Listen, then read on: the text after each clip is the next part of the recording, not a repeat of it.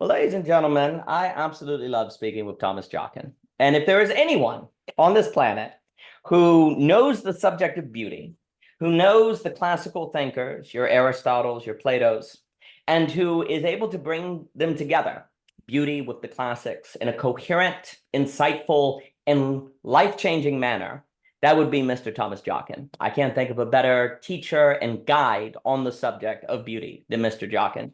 And Mr. Jockin will be teaching on this subject. Come over at the Halkyon Guild, that is run by Johannes. And I am thrilled that this is occurring. I think everyone should sign up. I think if you go anywhere online and listen to Thomas Jockin speak, the case will be made quite quickly for why you should sign up. And I definitely think that the fate of beauty is the fate of us. And if we do not get a grasp on this subject, the consequences are quite dire. Now, that may seem a little extreme, but I think Mr. Jockin in his work makes the case very clear. And I definitely think if we don't recover beauty, we're just going to continue to suffer the auto-cannibalism and self-effacement that seems to define a lot of the world today. But there is hope. There is reason to think that an alternative is possible, a negation sublation, to use Hegelian language. And I think the topic of beauty is central to that. And so it is wonderful to have a chance to speak with Thomas Jockin today on the subject. It is wonderful that he is teaching on it. And Mr. Jockin, what is your class about? Where do people go to sign up? And when will it be starting, my friend? It is a pleasure to speak with you again. Daniel, it's always a pleasure talking to you. I mean, every OG conversation is always a fount of insight and inspiration for me personally. I have to say that. I think especially the revelation of the last conversation about virtual object, and I recommend everybody check that out, was neither of us came in there knowing that was going to be the doctrine showing up, which was very much a surprise, but a very pleasant one. And I've been still thinking about that ideas from that conversation. So, and likewise, I mean, I've been working on this course for 2 years now, and during that time, I've talked with you, Daniel, many topics. Beauty is a common topic on the net. Comes up many times. Actually, I've recently partly because I guess my course is coming up, so it just comes up more pressingly. This has been a topic of discussion with many individuals in the net, this conversation. I think the idea of meeting people of different disciplines, from more modern philosophy to my interest in ancient philosophy and psychoanalytics, to all of us keen to be orienting around this concern of beauty, points to, I think, a very important linchpin in intellectual development, and I think a kind of response to the current digital and technological age we live in. I think that, so just kind of as that preamble, kind of like, why the course? Like, why does it exist? I have to say, so like, I come from, my undergrad training was in design. So I come from a training in design. My original OG conversation with you was in my type industry focus and legacy days. I was in a basement when I did that recording at the time. But anyways, the point is, from my technical craftsmanship and skill training in design and working with large clients and very high impact projects, something always lingering in the background really was this topic of beauty, mainly because it was something that was something important to me, like why I even got into the arts in the first place. I went to art school and chose to make this my entire profession, but yet it was so absent from the actual practice of the work. That seemed very disconcerting, because you would think the people who would work with beauty the most would talk about it or have it as part of their life. Actually quite the opposite.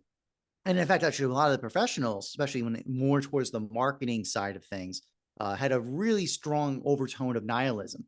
They had a very sense of, there's no point to this. It's just rhetoric. It's just a bunch of smoke and mirrors. It was actually the complete deprivation of the significance and meaning and power of why they even got involved in the first place. And when we're entering kind of states of anomie or kind of aimlessness like that, I think those are really important times that we need to consider and think what's going on, what's happening. So that led to just that's the motivation for my original interest in philosophy and aesthetics.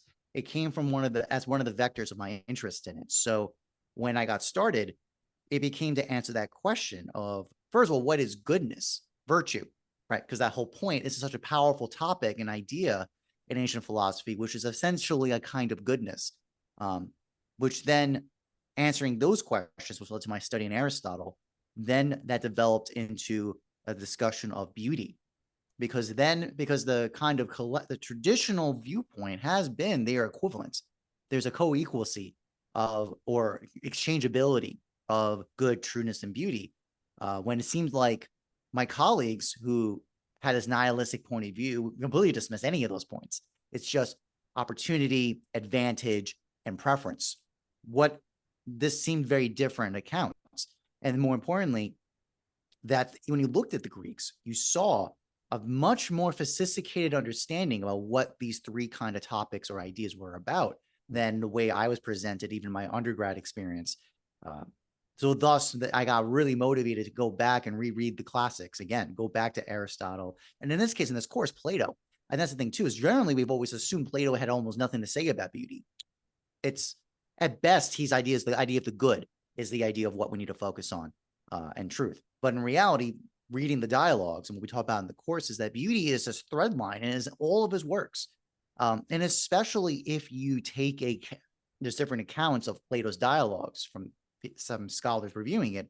But if we take into account that it is one continuous development, that it is not a disjunctional development of his dialogues, his early, mid, his late dialogues, that they're actually in a unity with each other, then we have a serious addressing that needs to be done. Because the traditional point of view, just to give one point, we don't discuss the Republic in my course, but that's when I acknowledge that does exist, is the traditional point of view. In fact, that's what I read in undergrad. When we read Plato, it was the Republic. That's everyone's probably first exposure to Plato. And in there, aesthetics and appearance is incredibly suspicious. It's the whole idea of the poets being dismissed. But then, just as one counterpoint, if you go to Phaedrus and you see this hierarchy of the different positions of the gods and the persons who associate with those gods, the philosopher is the highest rank, true. But the artist is mentioned there. There are two kinds of artists. There is the imitative artist, much lower in rank, which would be probably analogous to what Plato's referring to. But there's another kind of artist, which is of co-equal status as the philosopher. So what is that?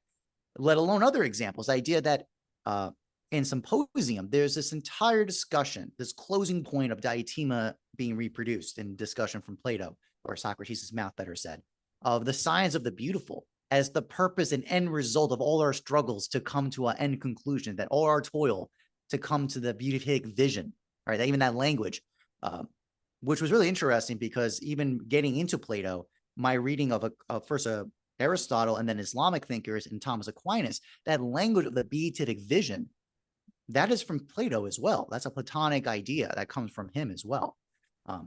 So these are all just points to say that we need to go back. That's kind of like, if I had to kind of summarize the point of why I take this course, is the path we led to that in the arts, in the training of the arts, in the study of it, has led to a nihilistic collapse of these categories that we don't have any intellectual ground to justify.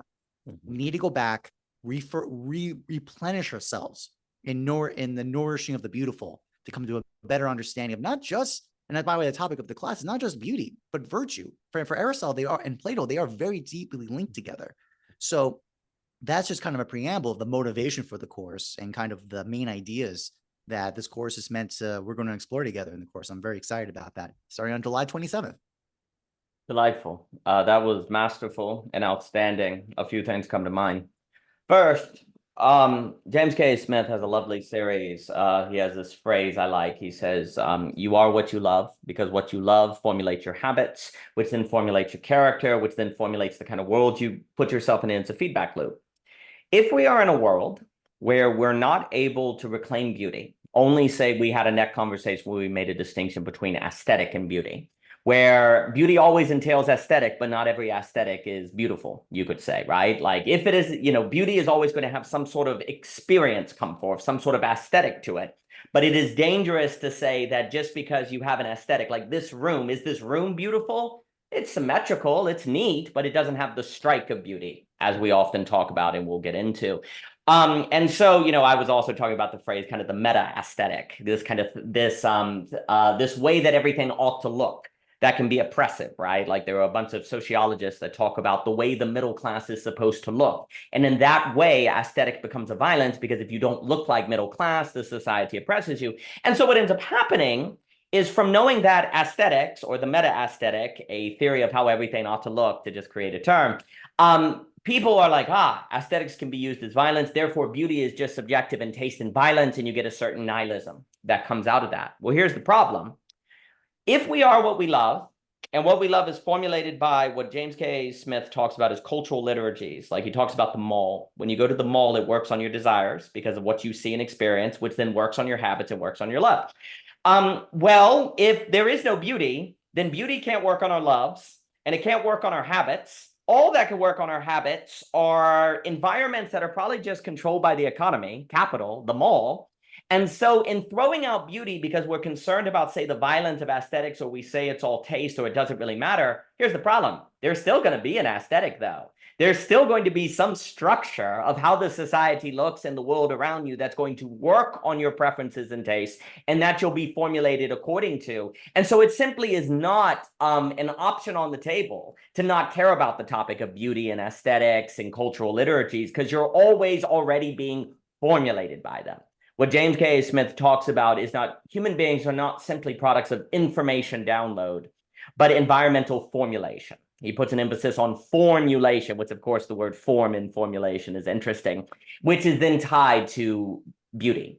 And basically in a world that cannot reclaim beauty because it's overly nihilistic means it will probably create a society that has a kind of nihilism in its very appearance and its very look. You can think of going into all of the towns now that in America have a Walmart and a Target and chain stores. There's a kind of flatness to the aesthetic of everything, right?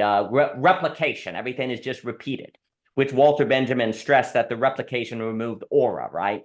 Once there are replications of the Mona Lisa, it is hard for the original Mona Lisa to strike you because you're just confirming pictures you've already seen of it, right? So you get a society of replication, which makes sense if the predominant logic is of capital, not to say capitalism is bad, that's a different topic, but the cultural logic of the economy then doesn't have any way to bind it and say a aesthetic logic or a beauty logic that would put it in its proper role. Therefore, you get a society that is simply replication without aura, people's habits and desires are formulated accordingly, and we become like what we experience. And so without the topic of beauty, there's no possibility of a subject being formulated differently.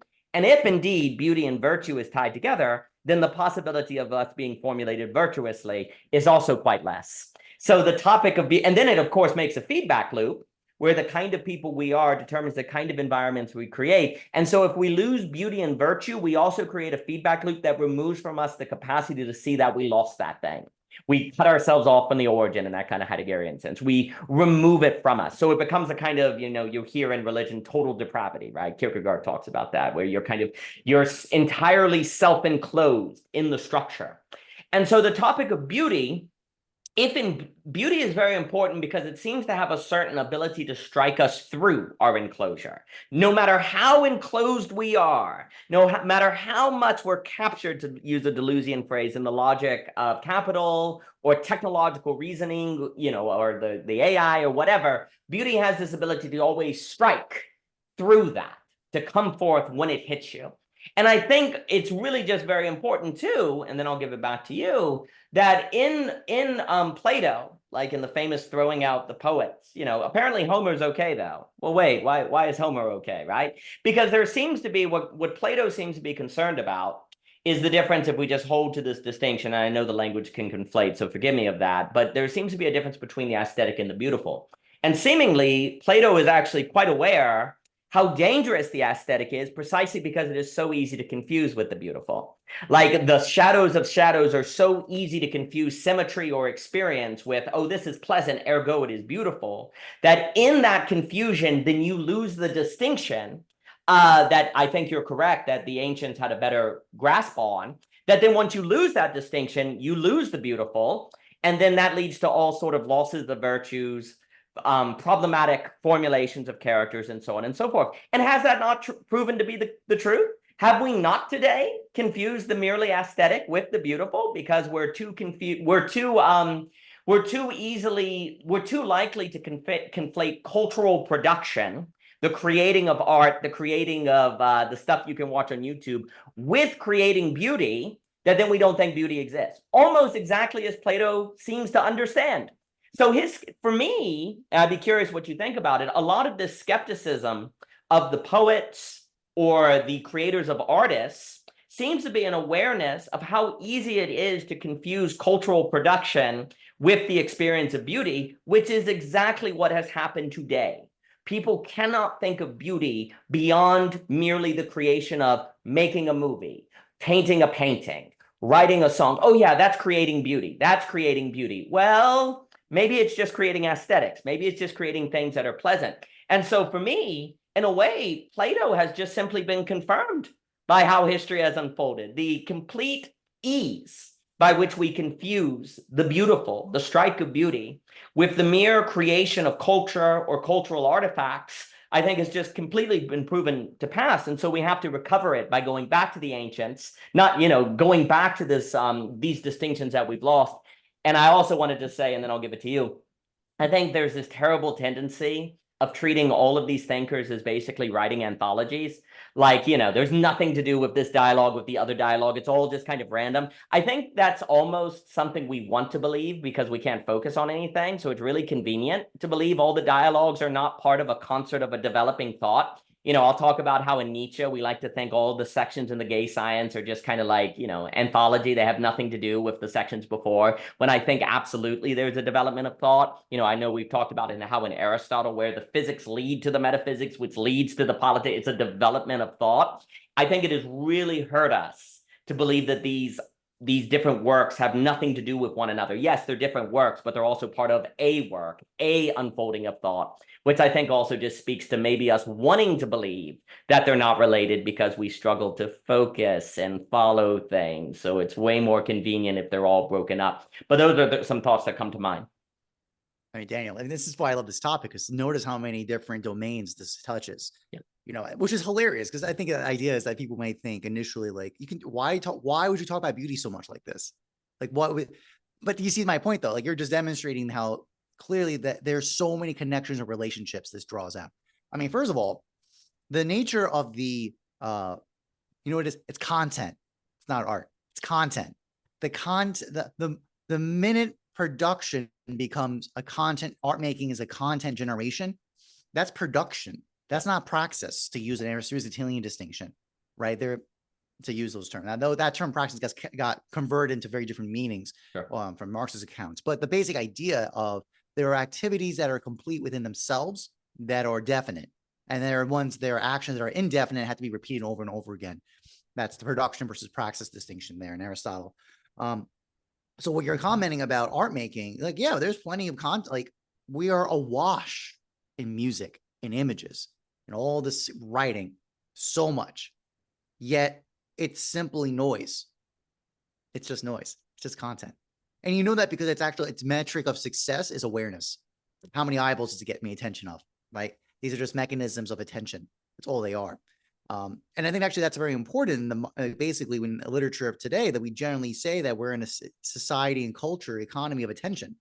That's what the exchange is about. So I think that idea of the repetitional quality of art, which has been around for, by the way, like this is a difference of kind not kind, but of quantity, right? Or amount, mainly because once the printing press got invented, and woodblock prints got generated on mass productional scale, that's when this started showing up as an issue. It's accelerated. So, the Benjamin essay on the reproduction of art is a great example of that. Reproduction of film and cinema, right? These are just the logical. It's a philosophy. A lot of it is it's just statements of what's going to be. It's basically good science fiction in that sense. It's just the logical implication of when we have a certain line of thought or development, we will go down this direction. So what you're bringing up on this nature of art has become content is absolutely the case. I know artists who say that they really do feel that pang of imprisonment of the algorithm, that they are just slaves to the algorithm of attention. And in fact, there's actually just in the last 2 weeks, there's the new app called Kara that's out that has had a mass exodus, I think, of 500,000 artists predominantly moving from Instagram to Kara, because of the algorithm shutting down art transmission. Basically, the algorithm is so it's argued is so shutting down art communication exchange and sharing that a new platform had to get developed. Now, I have personal issues about that because I think it's misunderstanding what's actually really happening, because that it's getting at this point, which you're bringing up, which is actually in language. One of the dialogues we talk about is Critilis, and one might think, why are we talking about, why a dialogue about names is going to be a discussion about beauty? It's actually everything, because two parts. Part one is, you just pointed that out. Like, look at our language. Aesthetic comes from sensation, like that's from the Greek it comes from, right? So it has a presumption, it has baked in there a certain presumption, like epistemology is from episteme, but the problem is knowledge. But in the Greek, we know there are different kinds of techne. It's a kind of knowledge. Nous is a kind of, we would generally say nous is a kind of knowledge. It's awareness, right? But notice by that language choice of the field of study being attached a certain Greek term, epistemology, aesthetics, it baked in a certain assumption and direction, because generally that's what epistemology kind of spirals around, as problems of certainty of universals, which is what epistemology was supposed to be about. It kind of struggles and strains once we start trying to talk about technes or nous, for example. In the arts, the fact that we've said this, we've called it aesthetics, and not some variation of love of beauty, or so you say Sophia Calonne or something, or basically something along those lines, like basically philosophy is the love of wisdom, right? So Sophia with philia, basically, so kind of a Calonne philia or something like that. We can sense clearly that change of language has I'm not surprised we're ended up where we're at because of those choices. And even from Critilis, the whole point is that Plato makes a very strong statement that, again, it's very surprising when you read it. He says, oh, names, words, they're no different than images. That's shocking. That's very shocking. A lot of people think they are radically different. And there is a distinction there that Plato does make in that dialogue, right? And we talk about it. It's actually very, like, you should read that and get a shock wave of aporia. I say this because, to give me the example, I'll quote it from Critilis about this. So the point is, there's a drawing of a person, right? So there's a drawing of a person and the actual person. There's a drawing of me, and then there's me. So what we would say, what makes them common to each other? Figure, right? They both have figure. Now, one is it's a kind of, when we use the term abstract in the net, virtual, I use that term to mean a flattening. So it represents reality. It is a kind of reality, but it's a flattening of it, right? So thus the full three-dimensional figure representation of me, depiction, portrayal of me, when drawn, is a flattening into 2 dimensions from 3D, but via figure. So there's a direct connection of the two. You can justify the connection by that. But when it gets to words, what's the connection of a word to the thing? The dialogue reveals it doesn't work, because there's an attempt to try to use actually the word onomatopoeia, right, to kind of like address that via some similarity in sound, that they are the same, but that blows up. It doesn't work. So there's a radical otherness in names. But the basic pretense, though, it is still an image, but it's actually more. But so while there's basically revealing that images and names, words do operate via images, not realities of the thing, there is a drawing out of distinction, at least with images. We can actually comprehend the likeness. The connection of likeness is there.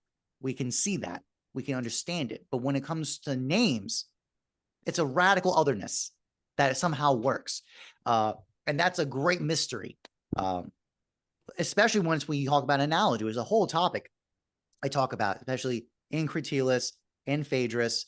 In those two especially, there's a really the idea of logos and analogos, right? So analogy is the kind of a building of that logos. That is really interesting understandings or frameworks from Plato that we talk about in these dialogues. And beauty, and the whole point is that, so beauty is not just like that, kind of like draw it out, like I talked about in my introduction. So beauty, the way we're talking about, is not just personal expression of sensation, right? Like that's and preferences. This is the strike of reality that is drawing out truth and actually orienting the person And as you said, it's like it has clearly a relationship to love. So, and then the idea that love has, and it's quoted from Aquinas has this point that love is superior to knowledge. That's crazy. But that's what we're getting at here, is that basically through a radical state of otherness, via the participation of love, one can move from not in total, that's the point, when one loves, one is not in total depravity. You're not in total ignorance. You actually do have a binding connection somehow.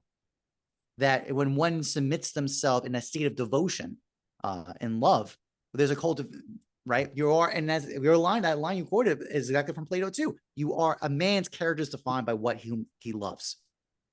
Straight up, full and through. So what one loves declares what kind of man you are, and then you are shaped and driven by it as that is your beloved, and you are driven towards that beloved to become a union, basically unified, basically brought home again.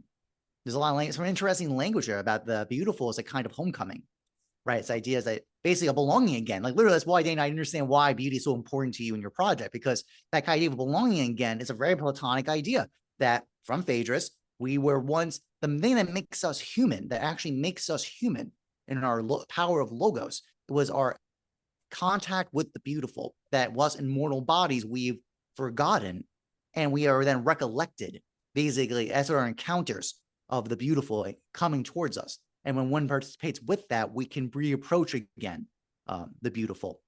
And that, by the way, brings up the whole idea from Phaedrus of a very interesting angle about, and now you have interest in rhetoric, is the dialectic rhetorician. So again, another example from Plato. If you read Plato's dialogues, like Gorgias, for example, he like hates the rhetoric. He the sophists. He thinks they're complete nonsense. Flattery, he calls it. It's like cooking. Just sensation, just to flatter you. That's all it is. You read Phaedrus, you go, oh no, this is his language is doctor of the soul. I mean, the analogy, anyone who studies any theology knows that's the priests, the imams are the doctors of the soul, regardless of your tradition. The rabbis are the doctors of the soul. So like, talk about the highest ranking of person. And he's very particular. And this is really interesting, right? Now, I kind of connect your point about repetition and kind of in the space of the digital age of repetitional images. How do we mediate this? Plato is very clear. The doctor of the soul is to act on individual patients, individuals.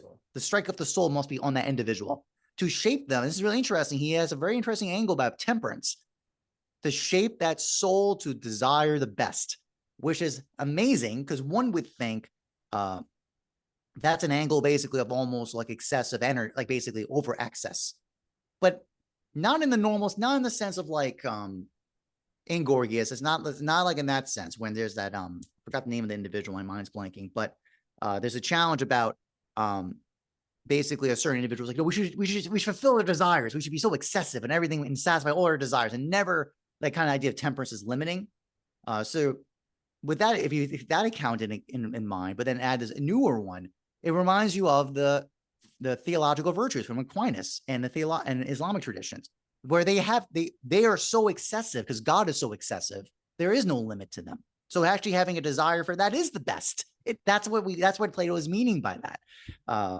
So it's such nuanced point. And this is why is it so important? Because in a state of nihilistic despair, that of just basically, that everything's been collapsed to consummatory desire that has, I mean, we seem to have no intellectual energy or standing to ground the good, to orient our society and ourselves, and even the true. But what's even true? Fake news, my truth, like becomes like truth has become that personalized thing. You can have conviction, but truth becomes that whole internal state versus something that's out that we all could participate with. What ground do we have to even orient ourselves, let alone our families or how we want to relate to people in the world? When we realize all these points, you actually realize, as you just said, no matter the degree, and I remember bringing this up actually I was in a roundtable discussion on education many, many years ago, and I didn't study Plato at that time, but I knew something was like, it was something bubbling inside me that I could not answer at the time. It was that they made comments about, this, entitlement, privilege to study the arts, and if those who don't get access to it, we're just putting our status on them. But I was thinking through at the time. I didn't have an answer at the time. But wait a minute, we all have perception. We all have perception, and we all have the opportunity to be struck by beauty and participate with it. and be driven by it. And that is no one and nothing can take that away from us. That is our absolute sovereignty that we have. We are truly only free when one engages with the beautiful, the way we're talking about this, which can be easily corrupted and misunderstood and misaimed. But the fact that it's not an impossibility, that's a very important part. So there's almost like this kind of, I know from me reading this and kind of developing this course, I have this great sense of optimism, not in any particular answer per se or particular direction. Because I said this in my talk with Johannes about Heidegger and Aristotle, I'm not interested in just a LARPing. Like, you're not going to just map on Aristotelian thought, virtue ethics right onto today. Like, that's not going to work, not one-to-one. But going back to these classics and understanding what their understanding of the beautiful is and what virtue is a very empowering starting point of how we could reconsider these questions in the modern age. Divine. A few things come to mind. First off, when you're talking about like the nuances and the distinctions and language and all of these, it makes me think of how all of these in a way are kind of Heideggerian clearing that opens up a space for a new apprehension. And that opening of a space for a new apprehension is central for being open to the possibility of being struck by beauty. And what's just very interesting is how this clearing we're describing, to use that Heideggerian term, has so much to do with language. There is some profound connection between language and beauty, because there is something about language that is fundamentally analogous, ergo experiential, tied to image. And I think that really has to be explored, and we'll touch on that. I think also you said something very important when you said beauty strikes reality to draw out the truth. And then you need virtue, the good, to experience that. So there's the three infinities, right? You have the beautiful, the true, and the good. And there's a way that beautiful, the beauty, strikes reality to draw out the truth, that your ability to experience and participate in is tied to your virtue. And then one of the key characteristics of the three infinities is that no matter how much you get of it, you want more or could take more. There is a limit to how much food you could eat. There is a limit to how much fun you could have at Disneyland. There's a point where you won't want to be there anymore. And if you continue to be there, it turns into a kind of hell. Likewise, there's that scene in Matilda eating the chocolate cake. The first one was great, but you don't want that second chocolate cake. There's a point where you don't want to eat anymore. A key characteristics of the three infinities is that the more you get, you can always want more beauty. You can always want more good. You can always want more truth. It's a kind of hunger that you're glad to have. And the more you fulfill that hunger, the more the hunger grows and actually becomes more refined. It's a very interesting characteristic that is located in these three infinities. And it should be noted that that as a schema creates meaning that feels, so everyone talks about the meaning crisis. This is a meaning, a source of meaning that is not mere purpose or mere interest, but is some sort of participation in an infinity that can be an infinite source of meaning, and then also an infinite source of motivation. And we talk all the time about intrinsic motivation and the necessity of intrinsic motivation for the modern socioeconomic order to avoid various stagnations, being based on extrinsic motivation that leads to it requiring stimulation, which then attentionalism, dopamine, content. Here's the key. A socioeconomic order that is based on extrinsic motivation is going to lean in the direction of content, dopamine, attentionalism, and so on and so forth to create economic activity, right? But if people instead had the virtue to be so conditioned to experience the three infinites as we are so described, of which in being infinite, they are also possibly present in any given phenomenon. That's the other trick, right? We always say anything can be beautiful in the right conditions, in the right relations. Now, one has to unpack that, but if you just grant it here, there's a notion that the infinites are not bound to a particular manifestation in a particular finitude, right? That anything could possibly be finite. And yes, there are different tastes there, but the tastes, which are the relative adjustments to a given phenomenon to disclose the beautiful, does not reduce the beautiful to mere taste. It means it's on you, as you've said before. It's up to you. If you don't experience, say, the Grand Canyon is beautiful, you ought to open your eyes because you are not meeting the conditions of seeing it, right? There's something on you that has to be adjusted, right? But the strike is absolutely objective if you meet its conditions. But the point is the following. If any phenomenon can possibly be a connuent of the three infinities, then anything under the socioeconomic order could be attracting one into an intrinsic motivation, which would change the way the socioeconomic order unfolds and possibly move you toward non-zero sumness versus zero sumness, thus transforming the value form of the economy, thus leading to tremendous economic consequences. So again, to what you were just saying earlier, beauty leads into all these other subjects. Beauty for me has insane ramifications for economics if you take it seriously. Because right now we could say the economy is based on what? Products and content, right? Well, if beauty is distinct from that, then beauty is a kind of avenue for a different directionality of wealth. Because wealth is actual beauty. Like beauty is actual wealth, not just a kind of shadow of wealth, right? And so if you're thinking about a socioeconomic order that is incubating the kind of subjects that it can experience beauty, then you also can move away from an attentionalism, as Bard calls it, or a consumeristic economy to one that is actually an attraction-based economy. You're attracted toward the beautiful versus manipulated by the dopamine of attentionalism online. You're attracted to the beautiful. It has a kind of invitation to the degree you meet the challenge of having the virtue to experience it. And rather than consume the beautiful, you honor the beautiful. And that could theoretically go on forever. So there is no necessary point in which the economy would have to consume all the resources on planet Earth, have environmental crises and different things. And that, in fact, if you destroy the environment, you don't have a phenomenon by which you can experience the beautiful. So there's an entirely different relationship to all of the world, right? That would have economic ramifications. And then, of course, belonging. Which, of course, the word belonging is fun because it has longing in it, suggesting that in a world that is moving beyond givens, as we talk about in Belonging Again, Part 1, it needs a new source of belonging. And there is something about finding yourself in that schema of the three infinities that go, I belong here. Of course I do, because it infinitely unfolds. I'm supposed to be in something that infinitely unfolds, because when you're not, you become bored, or you become hopeless, or you become nihilistic. The very fact that these are the things we fall into is evidence that we do not find belonging in a finite schema or a schema that's just consuming.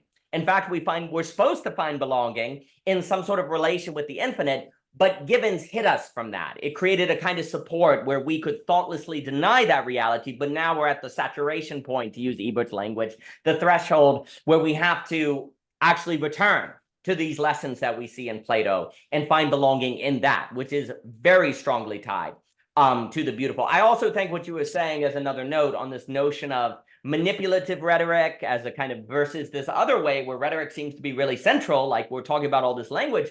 A way I've thought about it, there's a big difference between speaking to the masses, to control them, and speaking to an individual, or speaking to an individual to make them toward the partial object, ergo the lack, ergo the excess, and speaking to the mass to give them a total vision of what the country is supposed to look like, and like that has no excess. Actually, we're going to give you power, because if you listen to me, you'll have everything you ever wanted, right? But it's so funny because language can be used both to make someone toward the individual, the particular, the partial object, the definitive, or language can be used to speak to a mass to make them toward a complete definition that then kind of manipulates them, right? But this is the trick. It's similar, but the difference is quite substantial, right? And then, of course, obviously, one of the reasons people like Plato is because the dialogues are so beautiful and the language and the rhetoric is so strongly done, but it's leading you toward the beautiful, it's not speaking to create a mass,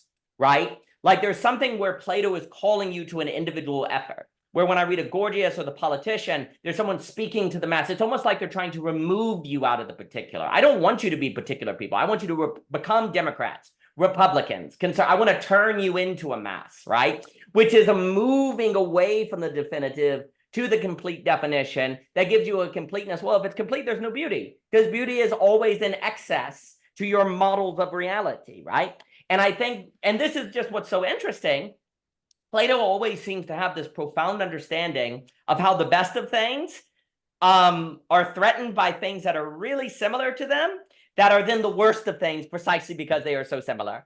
So precisely the speaking, of which is the medium of the wisdom, that can make people toward the partial object in the definitive, is also the same act of speaking that can create a mass that can move people away from the definitive, right? Likewise, the content of which could theoretically condition someone toward the beautiful is precisely what threatens the beautiful, because it's so easy to confuse with the beautiful, to confuse content with art, right? But this also, to me, speaks why philosophy is basically necessary, because the best of things are so similar to the worst of things, and the worst of, in a sense, and the worst of things are the worst of things precisely because they are similar to the best of things.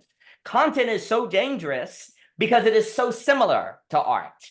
Like the Gorgias speaking that manipulates people is so dangerous because it is so similar to the person who speaks wisdom that's able to lead you to the definitive, right? How do you tell that difference? It basically doesn't seem like you could without virtue. I'd be curious what you think of. There's something about virtue that's able to hold the difference. Like virtue is able to kind of maintain the distinction. You have the character to spot the distinction, to hold the distinction. So you know the difference between content and art. But then what's interesting about that, virtue would then almost create language. Like it creates distinguish. There's something about being virtuous that is knowing you need new terms, I wonder. Like you like, wait a minute, like virtue allows you to detect a difference between content and art, even if you can't put it into words. But then virtue is kind of a recognition of knowing you need to go on the journey for that distinction, and then having the virtue to go on the journey for that distinction. And then the last thing I'll say and throw it back on you, because then I want to talk about names, because I think that's a big, big deal. Because I was reading Wittgenstein.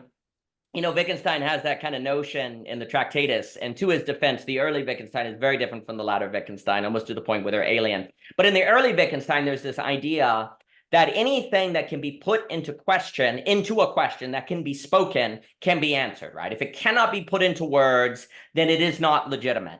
There's a way in which there's validity to that, but the danger is I'm not sure if Wittgenstein's notion of thinking is connected enough with eros, libido, or desire, or a sense of an intuition of needing to be pulled into something. So what I mean by that is if you go, I think there's a difference between content and art, but I can't really formulate the question, well, I learned in Wittgenstein that means that philosophy is useless here because I can't, so you stop.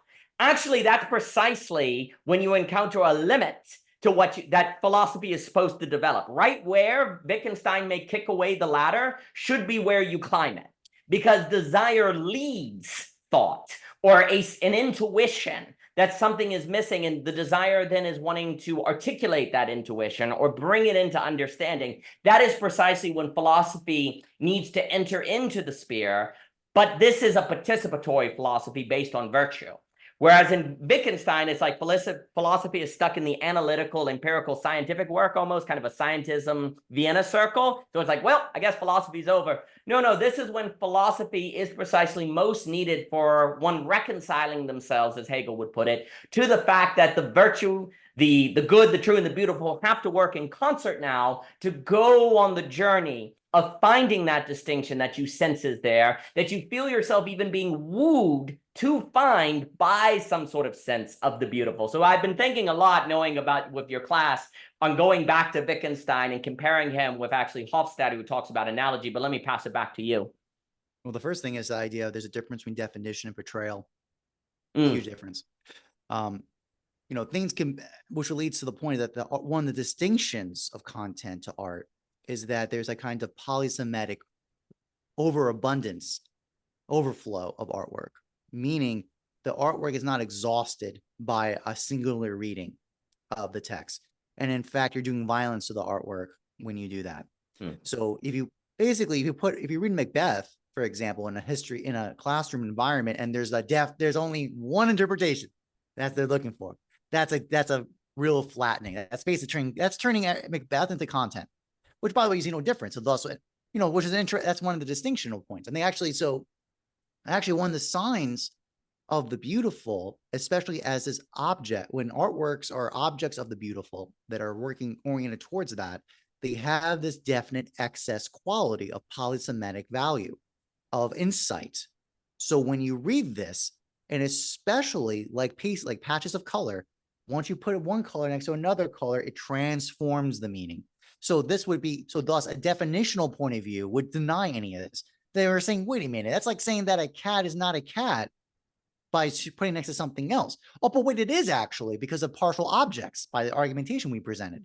Because the idea is that you can describe a cat by many different accounts. all those accounts are legitimate. You can talk about a cat as a biological entity. You could speak about it from a ecological point of view. You can see it from a psychological point of view, relationship to humans as a pet, for example, et cetera, et cetera. What's the say? All those accounts are treating the cat as a partial object, because each account reveals a certain dimension about it. It does not exhaust it. To think that just one definition exhausts the depth, that one definition exhausts the object is part of the problem here. So I think that stands out really in my mind immediately. Another part is, this idea of the virtues, right? So Plato doesn't have this. In fact, Plato runs into trouble with this in Meno. We talk about that in my course, where he doesn't have. That's also the thing too. I'll present just like I see Plato's dialogues as a continuous development or chain in his work. I similarly see Aristotle, even despite his critiques of Plato's accounts, as a fulfillment of it in many different ways. The most basic one is that do masses, power, potential, capacity, like that is in Plato, but energeia is not. That is an Aristotelian invention, but it is the completion of the project. So the contradictions or challenges we see when power is discussed by Plato in some of his dialogues can really only be best answered by looking to Aristotle, where he completes the project of explaining that distinction, which leads to your point is that, yes, sometimes names are necessary to draw out understanding, right? Because we come to an impasse where we see contradiction, but we don't stop. We just say we need to address it. So thus, that's what we just see as examples. We just take that for granted because potential and actuality are so baked into our language and our understanding. We take that for granted. But remember, that was of the same caliber of the Pythagorean theorem being this revolutionary piece of insight that only a math cult knew about. It was a secret knowledge at one point. Now we teach a bunch of third graders. Like, I don't think we realize the magnitude of our society, how different it is from the Greeks. Because a lot of things that were revolutionary insights that only the most elite of elite knew about are now taught to third graders. Like, it's just like as if it's like a total normal thing. I want to just draw that out because I think that's actually quite important about it's actually not to say thus a kind of modernist point of view, like we don't need to read them because we got so more advanced than them. It's not that. I actually said the other way. Actually, I think it's kind of like, look at how much depth of meaning we've incorporated into our society, but yet there's actually so much more there. It's actually that whole point is that these works by these men are works of art of real epistemic value and are beautiful because of that, because we can always go back and reread them and come up with more insights and understanding. The main claim is that we've not exhausted what these thinkers can give us as a way of understanding. And one of those points is that moral and intellectual virtue distinction got developed later by Aristotle. Part of the point is that it shows the relationship of the good, the true, and the beautiful, right? That even though I do claim that and again, shocking claims by Plato, he comes in real strong in Greater Hippias, which and he says point blank that, oh, the beautiful is the father of the good. There's a whole angle of the good, this father and the son. It's very fun for those who are a Christian point of view to hear that. But the point is, like, he makes an argumentation there to show, oh no, the good is actually the child, the begetting of the beautiful. So in reality, they're different. They're not the same, just like the father's not the son by causation relationships. I'm just drawing that out to say, we start with moral virtues, the temperance and courage, because we need to cultivate our souls to desire the best, right? And be willing to face the challenges and ambiguities and difficulties that demands of us, right? And then we need the intellectual virtues to basically reach the way, like move that as the means, right? It's almost like we need the moral virtues to come to apprehend the end, and we need the intellectual virtues as our means. And that's based both the technes and epistemes and all that. So I see there's a very deep So your question about virtue in these relationships of the good and true and beautiful, I think is absolutely the case. And ironically, one really reaches their zenith when they come to love those categories as themselves. When one loves truth and one commits one life to the truth, that is a very beautiful thing, right? And similarly with goodness and in beauty itself. I think by beauty has that's my claims. I think those who who really devout themselves to the beautiful will hold themselves to an incredible standard of difficulty. And actually, it's actually a very fun line of the enemy of Greater Hippias about that, where they can't come up with the answer of what is the beautiful. They fail. And Socrates, the character Socrates, closes by saying, the beautiful is truly the most difficult. That's how it closes. And I think and Aristotle has a comment very similar in some of his papers about that. And I think about that a lot, because I think that's kind of it is ironic in the sense that one initially thinks the beautiful is this very flippant and different thing. It seems so easy to access. But when one actually understands its magnitude as a definite excess, right, of this kind of overwhelm, and that in reality, we actually truly have not oriented our society against that. At best, we've done the good, at best. Yeah. Not the beautiful. And that'd be such a radically different orientation, as you said, in economics, right? In one example, in politics, be another example, and just in orienting one's life, because of this nature of the beautiful, it's kind of nonviolent emanation of being, of just emanational creation, the most of the creative act, not being just a one-off accidental thing, but truly, and this is the language said in the symposium about the science of the beautiful, it's very cryptic. It's not images of beauty, it's reality of beauty. Do we even see, that's what I'm getting at. Like, can anyone, I remember reading that just thunderstruck, because I realized we don't really have an answer. What would it be? Generation of the beautiful, that's not an image, because our default, because I've said this before, it's almost like how ethics has been collapsed to trolley problems. Like, that's how we address ethics, is by trolley problems. The beautiful has been collapsed into aesthetics in terms of making artwork that we find visually pleasant or agreeable and whatnot. This is to give the point I say in my chapter, in my lecture about that dialogue. This is what you be like saying a doctor who makes an image of health. That's not a doctor. The doctor is the one who actually makes you healthy. Yep. Like, see, that's the point. It's like, that's what we're drawing out here. What Plato's forcing us to draw out and realize that's a order of magnitude demand of an order I can't even think of, or I get some ideas about that. That's more for like basically not this course, but for another course to talk about what would that be. But I think it's just as a setup framing question, I think that's immensely entertaining or immensely promising. But at the core of it is this idea of definition to portrayal. It's a big difference, because portrayals express in a definite this so much more. The famous example is any piece of artwork, you say the Mona Lisa, it is way more than just that descriptor. Like, what are you even getting at with that? Another way to talk about this is that I talked about this with Javier Rivera before.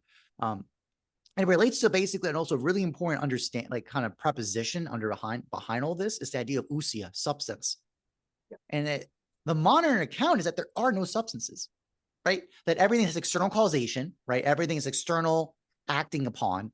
And we can just manipulate things by externally acting upon them. Pavlov's dogs, and over time we've collapsed. We basically removed more and more internal agency, which is the essence of a soul. A soul is an entity's internal cause of its movement. That is the Greek understanding of soul, and that idea that we have souls, right? That have real internal capacities that cannot be captured by a definition, but are so much more than that. Again, these are very promising. I think these are really ideas of hope, that if we come with a frame to understand that those are in play, I think we come to a very different understanding of how we relate to ourselves, to our friends, to our family, and to society as a whole, and how we participate with ecological environment, for example, as you said, as well as our production of works and relationships and generation of relationships in general. Outstanding. So there's a few things. I don't think it is by chance that we as a society really don't believe in a soul or in freedom as we stop knowing what beauty is, because they're all connected. Because beauty is the thing that strikes you that says, oh, I have a soul, because something is connecting with this thing that I don't fully understand. Thus, there must be something in me that is capable of doing that I don't fully understand. what's going on. And once you see it, you can't unsee it, as Nabokov says at the end of his autobiography. You know, it's the idea that once you have this experience, you can't not have this experience. And so the horizon of what constitutes reality is forever changed. But if people don't have the experience of beauty, well, then they don't have experiences of freedom and the soul, and thus they choose to believe they don't have it, of which you can do because you are free. If you are free, you can choose determinism, and thus become the framework by which you understand everything. If you are free, you can choose to believe beauty doesn't exist, and then choose to live in such a way that you don't have experiences of beauty, and thus find yourself objective. Find yourself as just following the evidence, when in fact you simply set the board to make the evidence such that you would experience, thus the enclosure that we described. And basically, basically the choice for the world today is between enclosure, total depravity, AA logic, or beauty, AB logic, excess, freedom, openness, open structure beauty can provide. Because beauty is not chaotic, but it is also not bound. It is able to create a logic, but it's an open logic. There's a movement, there is a logic, you're moved toward the beautiful, but it is not exhaustible or programmable or knowable ahead of participation.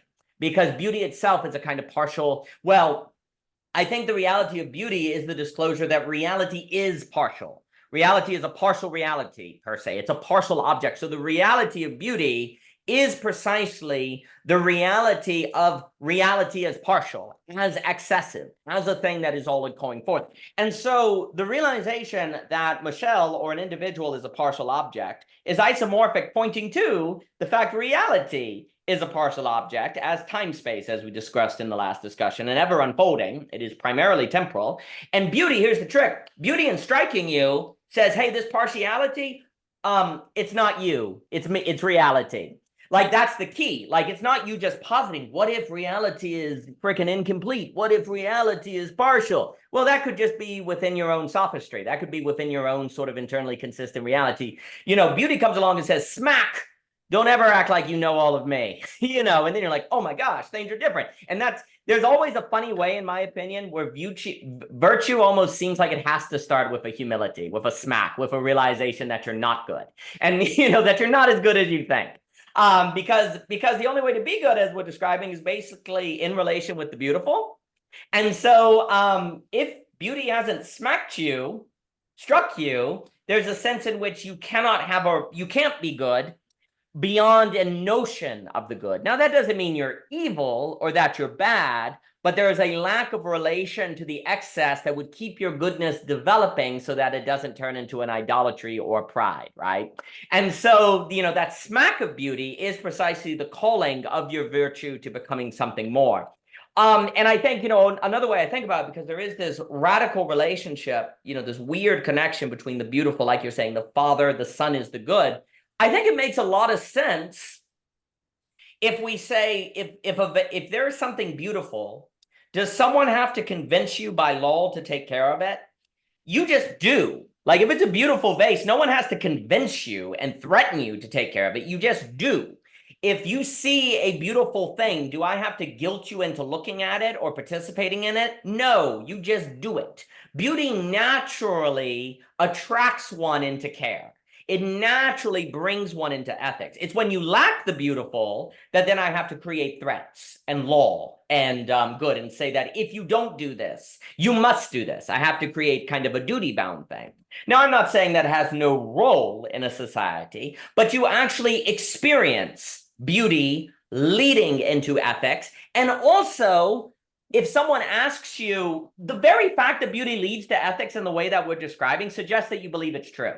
You wouldn't do that if you didn't think there was truth to that behavior. So from an experience of the beauty, you can, like, as a kind of proof that the beautiful leads to the good and the true, is see your own reaction to an encounter of the beautiful. What do you try to do? Observe it, care about it. If something's blocking it, you get it out of the way. If you're experiencing like the strike of beauty in Beethoven's Ninth and someone's talking next to you in the audience, no one has to tell you to tell that person to be quiet. You just say, hey, you need to be quiet, because that's the right thing to do.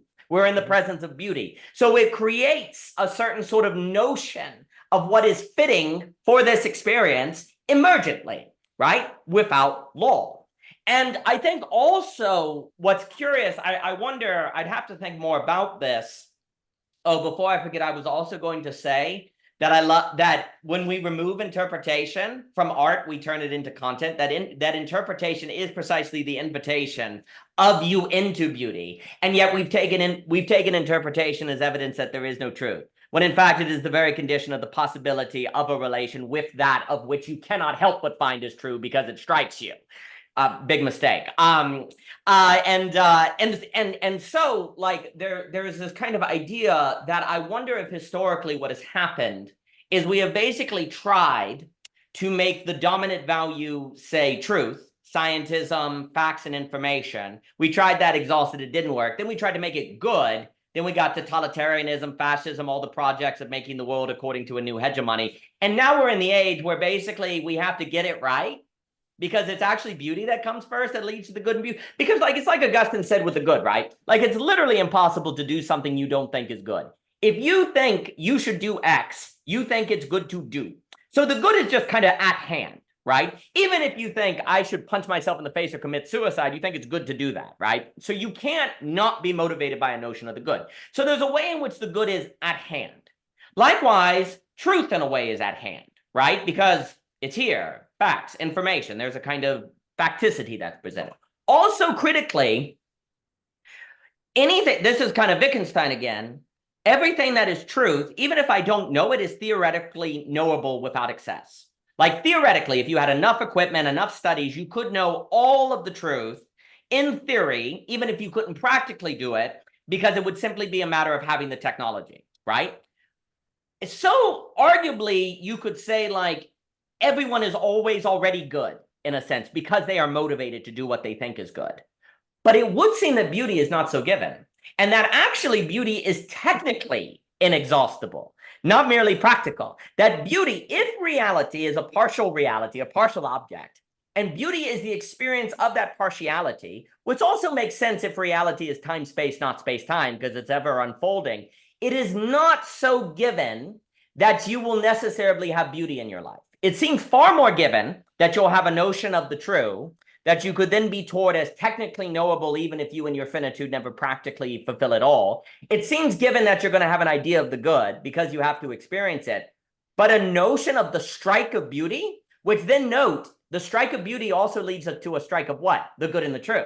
The only way to get a strike of the truth or a strike of the good, as we've talked about before, is in the strike of beauty. It does not seem possible. I can't even imagine a strike of truth as strike, other than in or as beautiful. So it goes with the good. I can't even imagine the good being striking other than in the beautiful.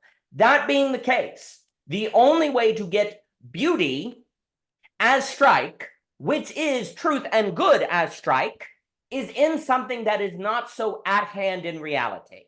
Like goodness seems at hand in reality because motivation is at hand. Truth seems to be at hand, I'm using that Heideggerian kind of language, seems to be at hand because facticity is at hand, but beauty as strike does not seem to be at hand. Aesthetic does, but then at this point, aesthetic is no different than facticity. This is the issue. Without the category of beautiful, like what we call an aesthetic is simply knowable as what? The facts of the May table. It's just facticity. It's an arrangement of facticity. For aesthetic to not just be a simile for a nice looking symmetry of facticity, you have to have a category of beauty as strike, right?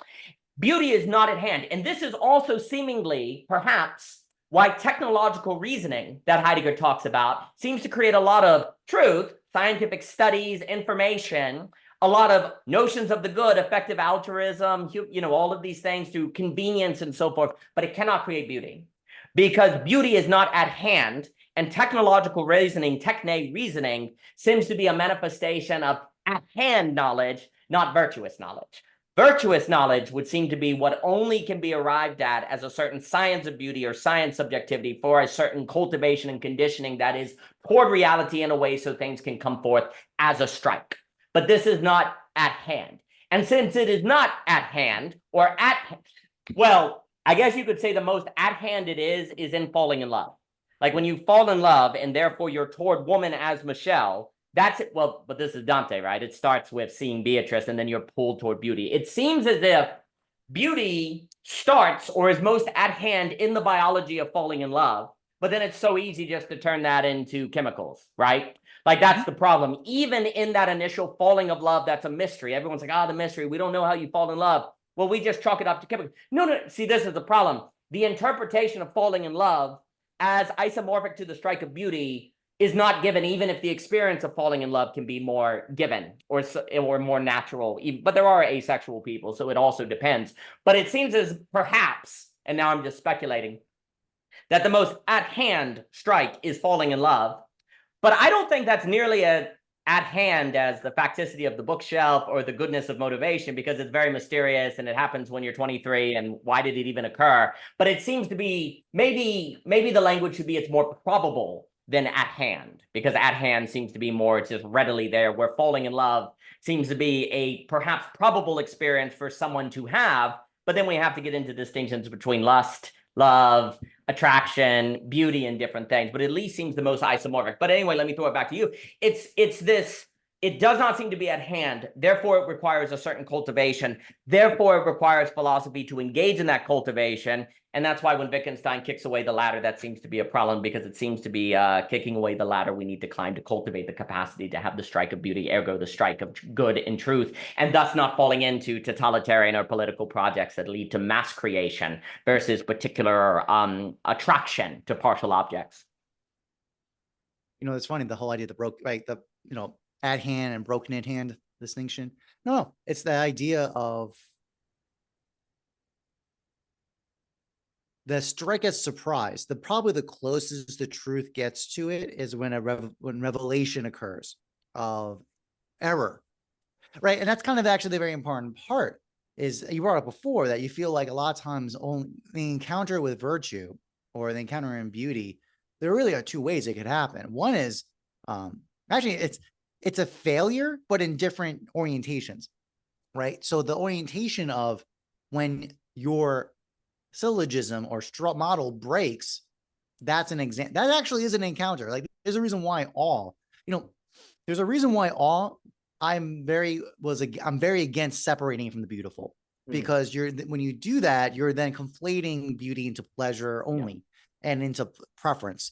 That's not necessarily what all the beautiful is. The beautiful, like at its absolute level, it should destroy us. Like it really should. Yeah. But in the kind of the language of from Phaedrus, beauty is the only one that mortals can encounter and not be completely destroyed. Like wisdom or justice, because the example that Plato uses is if we saw that we were stricken with recollection of those forms, we would be destroyed absolutely from that. But mortals can handle beauty. That's the only one. And even then, the language is used, the word mania is used by Plato to say that there's a fourth kind of mania, whereas the encounter of the beautiful is that. It's literally an insanity. So from the outside, it does not seem logical. And that the point is that it's a kind of overabundance of any kind of capture of truth or goodness. And the whole point is that the law, basically from Meno, the conclusion of how do we get good men who make good laws? It's by divine intervention of the beautiful. And exactly, there's a language about that actually, when you point about the laws, the statue of Daedalus. So a couple of artists are stated in Plato's works. So obviously, Homer is one for literature, but for sculpture, Daedalus is used. He's this great sculptor. He's very, very famous in Greece. To say those statues were so beautiful that they were actually able to come alive. As the myth is that they were so beautiful and so perfect, they became alive. And they say that because it's called fleeting beauty. They were so perfect. It was so fleeting beauty. We needed to use the chain of causation via law to secure them so we can keep our awareness of him. I find that language immensely entertaining because you can see, so literally the beautiful is that idea. This is fleetingness to it that we have to then, because we're little mortals, we need law, the chain of law, to hold us down to get these. It does lead to a whole other discussion about the nature of the relationship of the law of the state in Plato. We don't talk about that in this course, but I've had that in my mind many years, especially Crito. When you look at that discussion in Meno, and then you go to Crito and you realize that the character Socrates is willing to die for this thing called the laws. Like the laws are this thing, are one of the greatest possessions. And that's for this thing that's supposed to secure the beautiful for us. So even that, because even the Greek model of law was very different, right? It's this idea, it's not this idea that we're not using the law to just kind of pin us down to just keep us from destroying ourselves.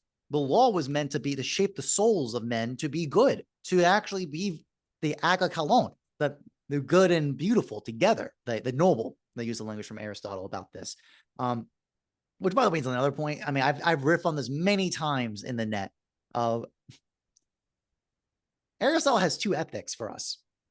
There's the ethics given to the noble, which is the conclusion of the Eudemian ethics, which is to say we are to serve God. Like, which I really appreciate. I really appreciate that we do have that, the Eudemian ethic. It is legitimate. No one challenges it. It's not legitimate from Aristotle.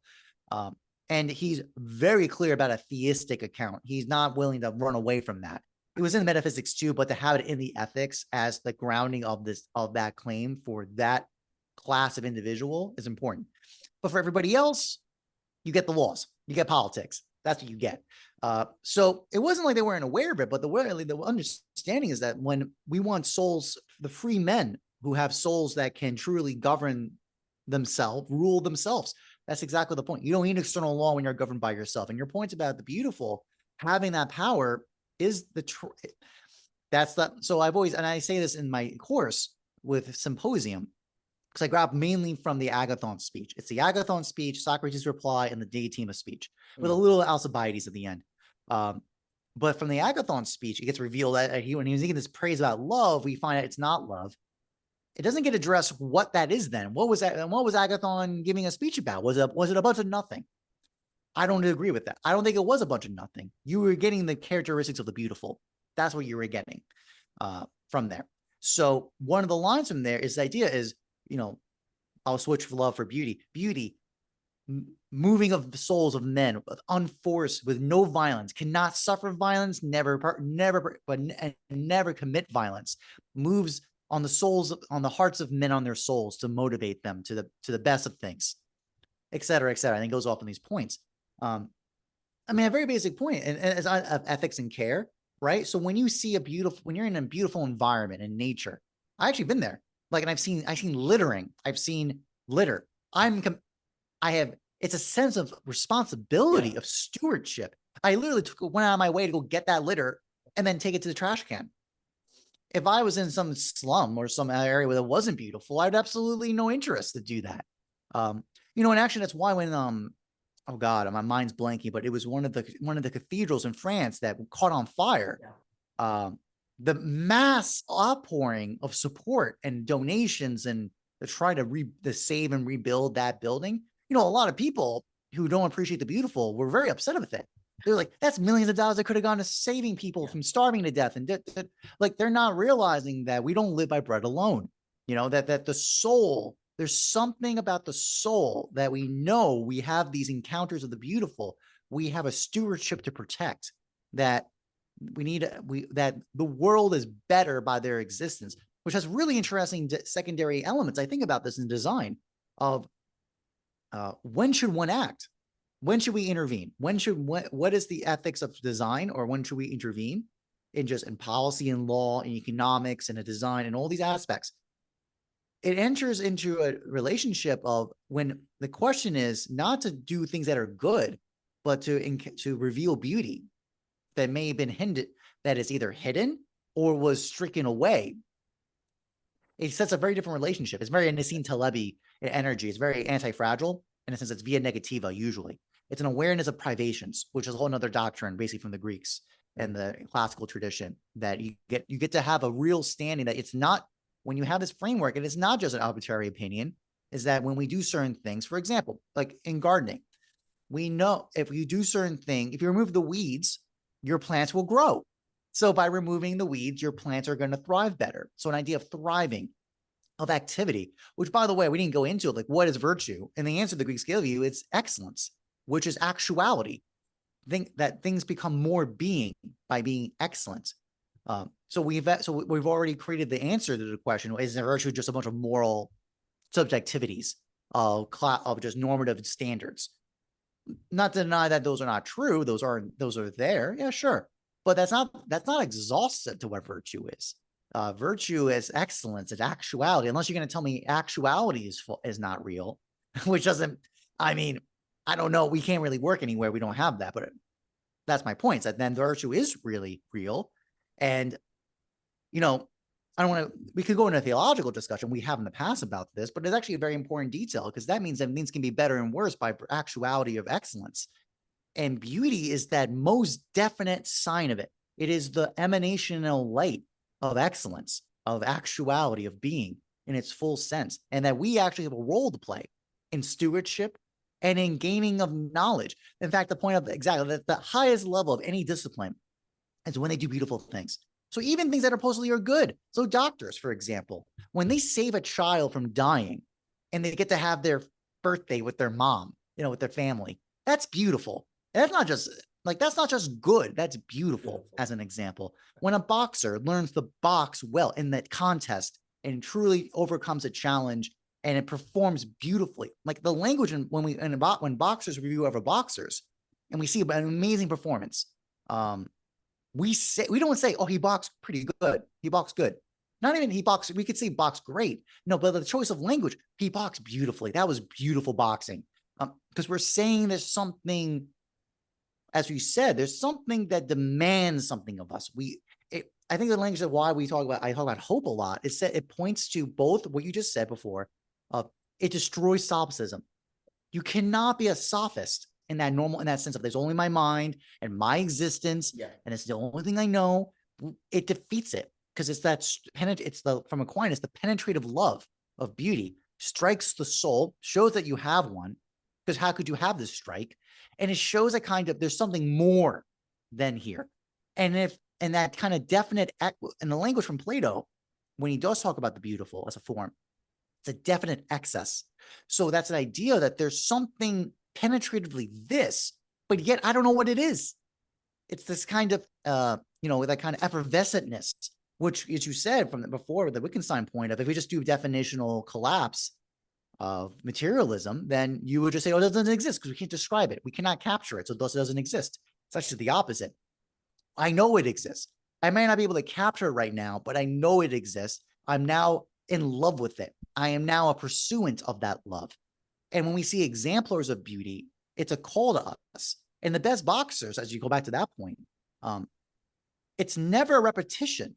So the best boxers can never replicate another boxer. They can only be an exemplar to be a pointer to that beautiful principle that they could participate in and express uniquely their way. There's something really powerful about the beautiful because it's a demonstration. This is why Parmenides is in my course. Because one would think, what? The Parmenides talk? One of the most difficult dialogues of Plato. You're going to throw in there in the end. I did it on purpose because in that dialogue, the discussion of the beautiful is the re-encounter or explanation of the one and many distinction and the niche of the forms of Plato. That is because remember, when we talk about the beautiful and the way we're talking about this, the example I use a lot is the strike of a beautiful sunset, right? It's not sunset in abstraction that's beautiful. It's this sunset that's beautiful. So you get this, kind of the hex called the hexity of thisness, this suchness, like right here in front of you. But yet, so you get that particular example in a definite moment, in a definite place, that temporal aspect you're talking about here. But yet it's pointing to something more than that, right? It's again, this kind of like this, that when we say definite access, that's what we're getting at with this. And then, by the way, the closing note, and why the good is not the same as the beautiful. I use a lot. I think a lot of Carl Jung's discussion of synchronicities, right? The uncaused cause. That beauty has this kind of orientation of reality, this striking of intelligibility that is uncaused, not in the mode of the good, right? Because the good has an end that you can be clarified and defined, but the beautiful has intelligibility and it has an end, but it's of a different nature than the good with a final cause or relationship. It's almost like literally the most extreme, because remember, it's that discussion we talked before in the net a couple of times. It's laudable. It is simply excellent to exist for itself. it does not need any justification. It does not need anything supplemental to explain itself, to justify itself. It is this hot take. I had this in my essay. I took it out because I think I want to talk about the other dialogues like fate, like Philebus, for example, to really draw out this point and other points from Aristotle on this point. It is the very, you've been hinting at it though, Daniel, so I'll just say it again now in public again. That the beautiful is what even grounds the possibility of truth and goodness in the first place. There is no way to get those without the beautiful. Carte blanche, point blank, ended the conversation. Because it's those are just simply virtual collapses of the ultimate, as we said, right? If we treat reality as indefinite, which as theists, I would say yes, because creation is indefinite. It's basically incomplete without God. God is what actually allows the completion to happen in the first place. I would say that. So that's just one angle of that. You don't have to use completion as talk about it, because that's the point, is that if we treat objects as partial objects that have this indefinite excess quality to it that participate in this, it's not even about complete. It ironically is complete in its incompleteness. So that language is a little loose, what I just said there. But it vows for a kind of blossoming out by our relationship to it. Because I kind of like the closing notes I see in the dialogues from Plato is the realization how essential we are. That's kind of what I'm getting at. Like I read these dialogues with a real deep sense of like, we matter. And we don't just matter, we matter because we have a role to play. And it's not even from a theological point of view. It's literally that by our powers of our souls to participate with beauty in this way and bring forth beauty. And the reality does this. We get an opportunity to have such a life of such great rhythm and passion and complete and basically belonging, right? It's actually a great adventure. It almost feels like you almost feel excited about life. There's a kind of like arousal about this. That I think great philosophy, when it explores this idea, we should not be coming to philosophy kind of like in a defeated mode of like, we don't know. And well, that sucks. And then it's kind of end the conversation. It's almost like this is the beginning of a great journey. Because that's even what's said in the Ethics by Aristotle. He said, we're going to outline the points, but it's not complete. We need to do the work together of applying this now to come to better understandings that will come in time. So Aristotle was very aware of that point, and the fact that the Platonic dialogues are dialogues to individuals, and we're meant to read them, especially when we see them in community with each other. We're realizing by reading these things together, we're getting shaped by it. This is quality of time. I wanted to talk about this a while ago. True beauty always seems to demand time, right? Yes. It does, because of the very fact of any participant of the beauty. Like, it's almost like when you see the beautiful, you almost should be stricken by how much the compression of time has occurred in that one moment, because it's a revelation of it at the same time. And the human beings it's almost for any excellence of us, any of beauty that come from us would demand a real sacrifice of us, of time, as the moral act. And we talked this before, that truly one of the most clearest signs of the moral act is the choice of the conversion of your time as a figure into your soul, whatever way that will be. Will you craft your soul to be a beautiful boxer, to be a beautiful thinker, to be a beautiful husband? That is up to you to answer that question. But it always seems to have this very deep relationship to time in the ways that you were talking about. So I just want to bring that point up at the end. Absolutely magnificent. If time is money, then how we relate to time and use our time determines the basis of money. And right now, it's not according to beauty. So money is not based in reality, because if the beautiful is the real, therefore money is leading to different pathologies. I always like to make the economic point, because people who think that beauty is not practical, it doesn't have anything to do with stuff like economics and so on and so forth, I would say it very much does. Because, if Marx is correct that the value form, whatever value form formulation of value is what creates the economic system, then if beauty is not the value form of society, you'll have a very different value form. You'll have a very different society compared to one where beauty is the value form. I think that's very important.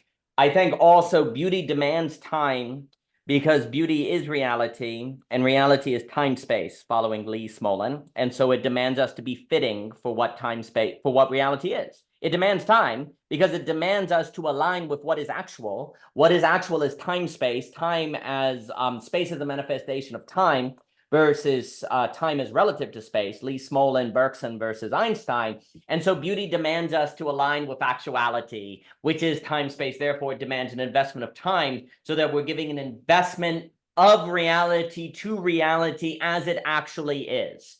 So beauty just wants us to be real. And when you have an alignment of time, of subjectivity with time space as investing time, therefore investing its form according to a form, you then get an orbiting formulation that is actual and thus is beautiful, because the beautiful is the actual in its inexhaustibility, in its actual definite excess. And if you're aligned with time space, you have a definite excess because you're time space. It's not determinism.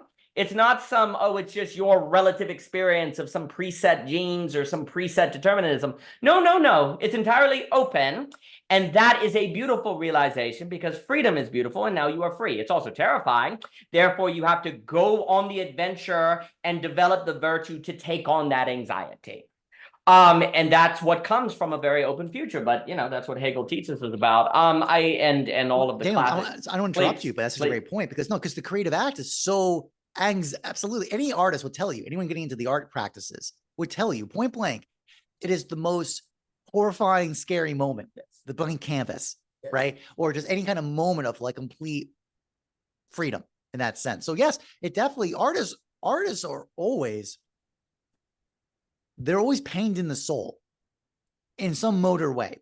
But I think it's because we have had to confront that reality of that demand on us this whole time. So I just want to interrupt just to point out, like, I just want to jump in and say, yes, that's exactly that is the great demand of beauty. Beauty is not this, it's just demonstration of it. It's not just pleasurable preference. It's actually quite the opposite. It's this horrendous demand. And yet it's not, it's just the contest is so demanding on the souls of artists. Because what we're doing is such a difficult challenge, because what you're pointing out. Sorry to interrupt you. I just want to. No, it's an outstanding part. And looking ahead to belonging again to two, the very fact that anxiety is on the road to beauty, if you will, or it has something to do with the demand of beauty, and the very fact that anxiety seems to be spreading with the loss of givens and be a characteristic of first world nations would precisely be evidence that the problem of scale can be addressed somehow. Because if anxiety is spreading, that means people entail in their subjectivity something at least relating to what is on the road to beauty, ergo finding belonging in it. So anxiety, which is often taken as evidence of failure, but the fear of error is the fear of truth, following Hegel, that very experience of anxiety, which is very different from fear, because it's also tied to this feeling of things are not what they seem. Anxiety has a certain paranoia. Things are not what they seem. Oh, interesting. That's exactly like beauty, right? You know, things are analogous. They're not what they seem. A, B. Reality seems just to be true and beautiful, true and good. No. There's a strike of beauty. Things are not what they seem. Reality seems to be primarily space. No, things are not what they see. It's primarily temporal. So the anxiety as an emotion of a feeling that things are not what they seem is precisely a kind of tilling of the ground of a person to then be toward the possibility of going, wow, things are not what they seem, and life is an adventure. Anxiety can lead to adventure if it is trained, if it sees it as such. The problem right now is because we don't have a philosophy of beauty, people don't know what to do with anxiety. They don't know what anxiety means. Anxiety means that they need pills or something, or that they need to get a new job, right? They don't know how to interpret anxiety.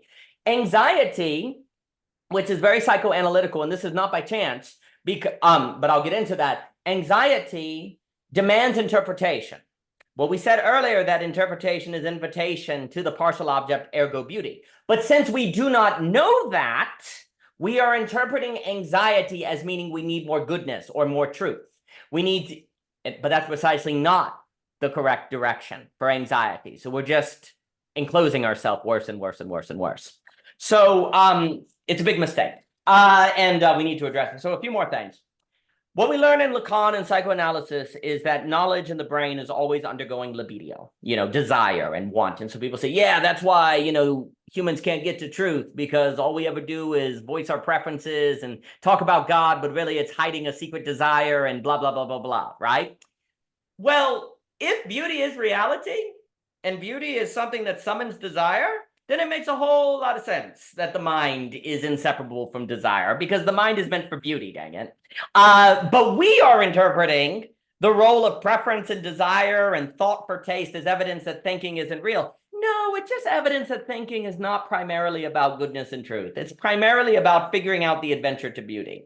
But since beauty is not a category for us, we have to interpret the libido tendencies that someone like a Lacan and all of them taught, the sex of the brain, the eros of the brain, has to, for us, mean that the brain doesn't do, that it's just a survival mechanism. That's it, right? It just wants to reproduce because it's all sexual, right? But classically, what is eros tied to? Tied to beauty. You're attracted to the beautiful. The reason Dante falling in love with Beatrice is the first step on moving toward the beatific vision. Well, psychoanalysis is like the brain is sex. Turns out, hey, what if that just means Dante was right? Nah, couldn't have been, right? So, the very fact that the brain is so desire-based is just speaking to the fact that the brain is meant for the beautiful. And then here's the trick. If the beautiful is reality, if the beautiful is deepest reality, and this is great reason to take your class, and you're interested and you're listening to this, and you must be somewhat interested in philosophy, right? I mean, now we're in plus, you must be. Yeah, you must be, right? Well, that means I assume you're interested in reality, right? That means you're interested in the beautiful. This is why the beautiful is central. If beauty is reality, then you cannot fulfill the role of philosophy without it. You cannot get at reality without beauty. And so philosophy without, this is a major problem. It is not by chance that philosophy seems to have died in the last, 30 or so years with neo-pragmatism and all that different. Yeah, because a philosophy without beauty can't get reality. And so it dies because it's not getting at reality. Ergo, it's not philosophy, because philosophy is about getting at how things are, right? Well, things are beautiful. Okay, so if you throw out beautiful, by definition, you can't get at how things are, and so philosophy doesn't have a role. Only science. You don't need philosophy if you don't have the beautiful. You just need science. Because here's the trick. If there is no beautiful, you just need studying. You don't need to learn strikes. Beauty strikes, empiricism studies. So you see, the issue is, because we have thrown out beauty, then learning is about studying, not figuring out how to condition yourself to being struck. Philosophy is that art form of like training the boxer so you can be struck by beautiful. But if beauty is not a category, then philosophy is just about, I guess, trolley problems or stuff like that. And then the history of philosophy, and it's really annoying. And why do we even do this? And I don't know, John. I don't know why we do it. And so everyone joins the stems, et cetera, so forth. But then here's the other issue. If beauty has some sort of summoning to thriving, and I would also say without the beautiful, we can't make a distinction between, say, aura and status, thriving and mere growth. We can't make any of these distinctions, which then can't create clearings for being to come forth in a different quality. Also, too, if beauty is primary, foundational, then quality is primation, leading to quantification. A quality leads to a quantification, not quantification leading to quality, which then, as we've spoken about before, that was Leibniz's whole point between the distance between listing and counting.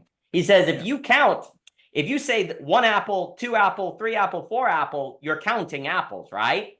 Well, you're counting them because you see a what? Shared quality. Listing is merely where you say 1 apple, 1 pear, 1 lamp, 1 bookshelf. You can't count, you can just list. Listing is kind of random, but that's mere quantification. I'm quantifying, I'm making a list, right? If you count, that means it's analogy. You see a likeness between the things, and that likeness is a quality. And if all intelligibility requires some sort of analogous thing, then at the very root of all intelligibility is actually quality, not quantity, which then might suggest epistemologically that beauty is foundational, not good or true, which is much more on the side of quantifiable. Because I can, like, what is all effective altruism but an effort to make good quantifiable, et cetera, et cetera, et cetera. But of course, what is the quality by which you're doing that counting? But never mind. So, you have this issue, and I'll get back to it because I do think it ties to this issue of language. If language is actually not definition-based, but analogy and experience-based, and that's what leads to language, then all intelligibility and our philosophy of language is going to bleed over into our philosophy of intelligibility as a frickin' whole. And so our philosophy of language is really important. And actually, if it's more Crispian, Salkripsky, Hofstadter, et cetera, which basically is just analogy, that means that the root of all language is an analogous connection of likeness with how things are. And then in the name, but then the question is the following, but wait a minute, didn't you say that the name doesn't have a likeness because you can't compare it with it? Oh, what if it's like beauty? Ah, it's an analogy of that which exceeds the scope of the analogy. But in that exceeding of the scope actually pulls you toward it.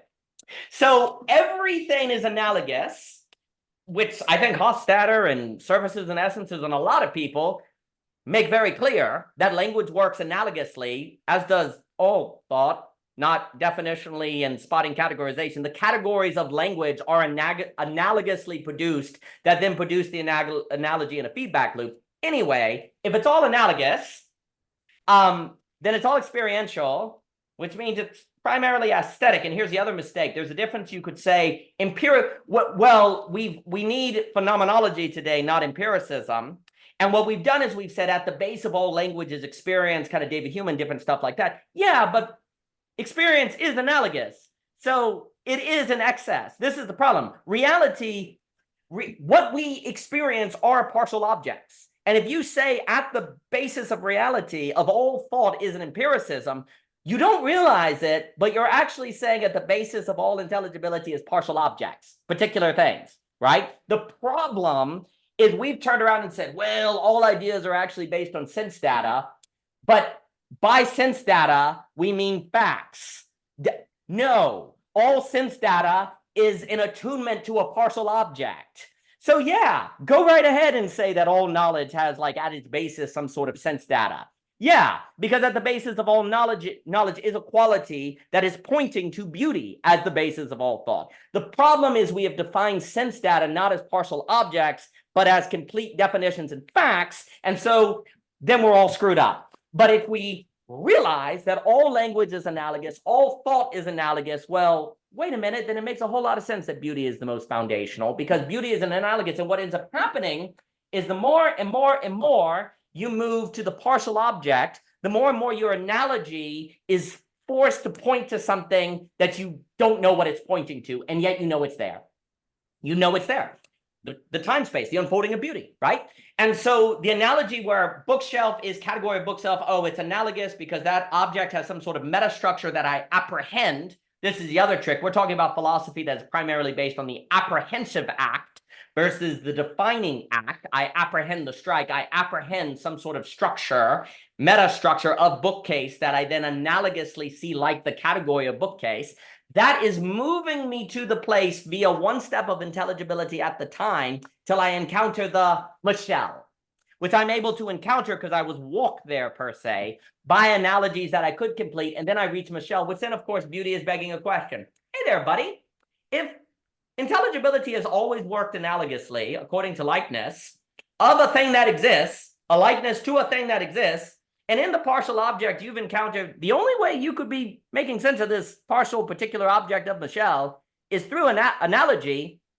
There must be something it's like that you've never like experienced in the same way, and that thing must have reality, or at least it would be reasonable to posit that, seeing that thought has always worked analogously. Wait, what if that means beauty is real? Like, what if that's actually pointing to this ineffable, this inexhaustible, this lack of which there would be reason to think, because the only way you've ever been able to achieve intelligibility is precisely by an analogous relationship. So when you encounter the partial object that is wooing you toward itself, why not just believe there must be some otherness that it's moving you toward that is beyond the scope of what you regularly encounter according to your finite scope, which would be beauty. And then if that is all the case, I think it's reasonable to think it is all the case, which would then define what it constitutes, what is thriving. Then I'll get back to you, which then seems like the realization that you have in a minnow, right? The memory, oh my gosh, I know how to do this. There's a remembering of something that was forgotten, right? And like Plato is so big on memory, right? In the partial life, oh, I remember something that this is pointing to because I'm making sense of this and it must be analogous. So what am I analogously making this intelligible? Oh, boom, I remember, bam, the strike, bam, minnow, the memory, right? Well, all intelligibility has this kind of structure because the other example I think about is Walker Percy talks about the moment when Helen Keller, he calls it the delta factor, that moment when Helen Keller realized that the feeling in her hand was the feeling of water. And that was the birth of the human for Walker Percy. That was the moment when actually Helen Keller gained subjectivity in a way, because he was able to think analogously. Humanity emerged from this analogous moment. And then all language is actually doing that, but you don't realize it until a Helen Keller because you don't see the contrast, right? So language, here's the key. Language itself works by a strike that you're just so gradually habituated into, you don't experience it as an abrupt strike. It's just gradually brought into, but it has the same analogous moment. Beauty is an abrupt strike that in a way points to the kind of strike you were habituated into gradually, so you didn't experience as a strike, but you're remembering it in a way. Subconsciously, you're connecting it to the ground of all intelligibility. Beauty is reminding you of the ground of all intelligibility, the conditions of possibility for you to think at all, that you're then remembering. And the more and more language understands itself as precisely operating due to this strike, the more and more our philosophy of language aligns with a philosophy of beauty, which aligns with a philosophy of intelligibility and the possibility of intelligibility, which virtue is found in our alignment with. The more we have a philosophy that is fitting for what reality is as time space, of which then is necessary in first world nations so they don't fall into suicide, low birth rates, and collapsing demand, right? Because basically, I think what we're saying, like if there is something about first world nations where suicide becomes a problem, like Durkheim says, right? Where people like, what's the point of having children? I think if you don't experience beauty, it is hard to know why to have children. If you don't experience beauty, then suicide seems to make a whole lot of sense because what people said was good is not good, and you don't experience it as good, right? Like all of the like first world problems, as people call them, usually as a slur, but actually they're very legitimate. First world problems are a testament to a lack of beauty or a lack of a philosophy of beauty, because people are not being attracted into life. If you're attracted into life, you don't want to commit suicide. If you find life is beautiful, you want to create more people to experience it and to make it more beautiful, right? Like without beauty, all of the first world problems make a whole lot of sense. They just follow from the lack of beauty, right? And in this historic moment, where in a sense we've dealt with comfort, we've in a sense created a clearing. We've removed problems, but we haven't met the conditions so that beauty can come forth from that clearing. So we end up in depression and suicide and anxiety we don't know how to interpret and are not having kids, right? So beauty becomes absolutely central to dealing with all of these socioeconomic pathologies that are developing in first world nations, which then makes sense if beauty is somehow the most real. It would just make sense that, first world nations are just more and more enclosed, stuck in a causality that they're not able to create out of. Because the other thing I was going to say, and then I'll give it to you, beauty is the introduction of creative possibility to a internally consistent system of causation. You're stuck in causation. A leads to B, leads to C, leads to D. Beauty strikes forth and says, hey, what if C was also F? Because it's an analogy is freedom. Because if A can also be B, then you're not bound to just wait till A causes B. You can see B in A right now. You don't need causalization. There's a creative possibility. Analogy introduces creative possibility, which beauty screams as you is potentially located in all phenomenon if you reach the right conditionality.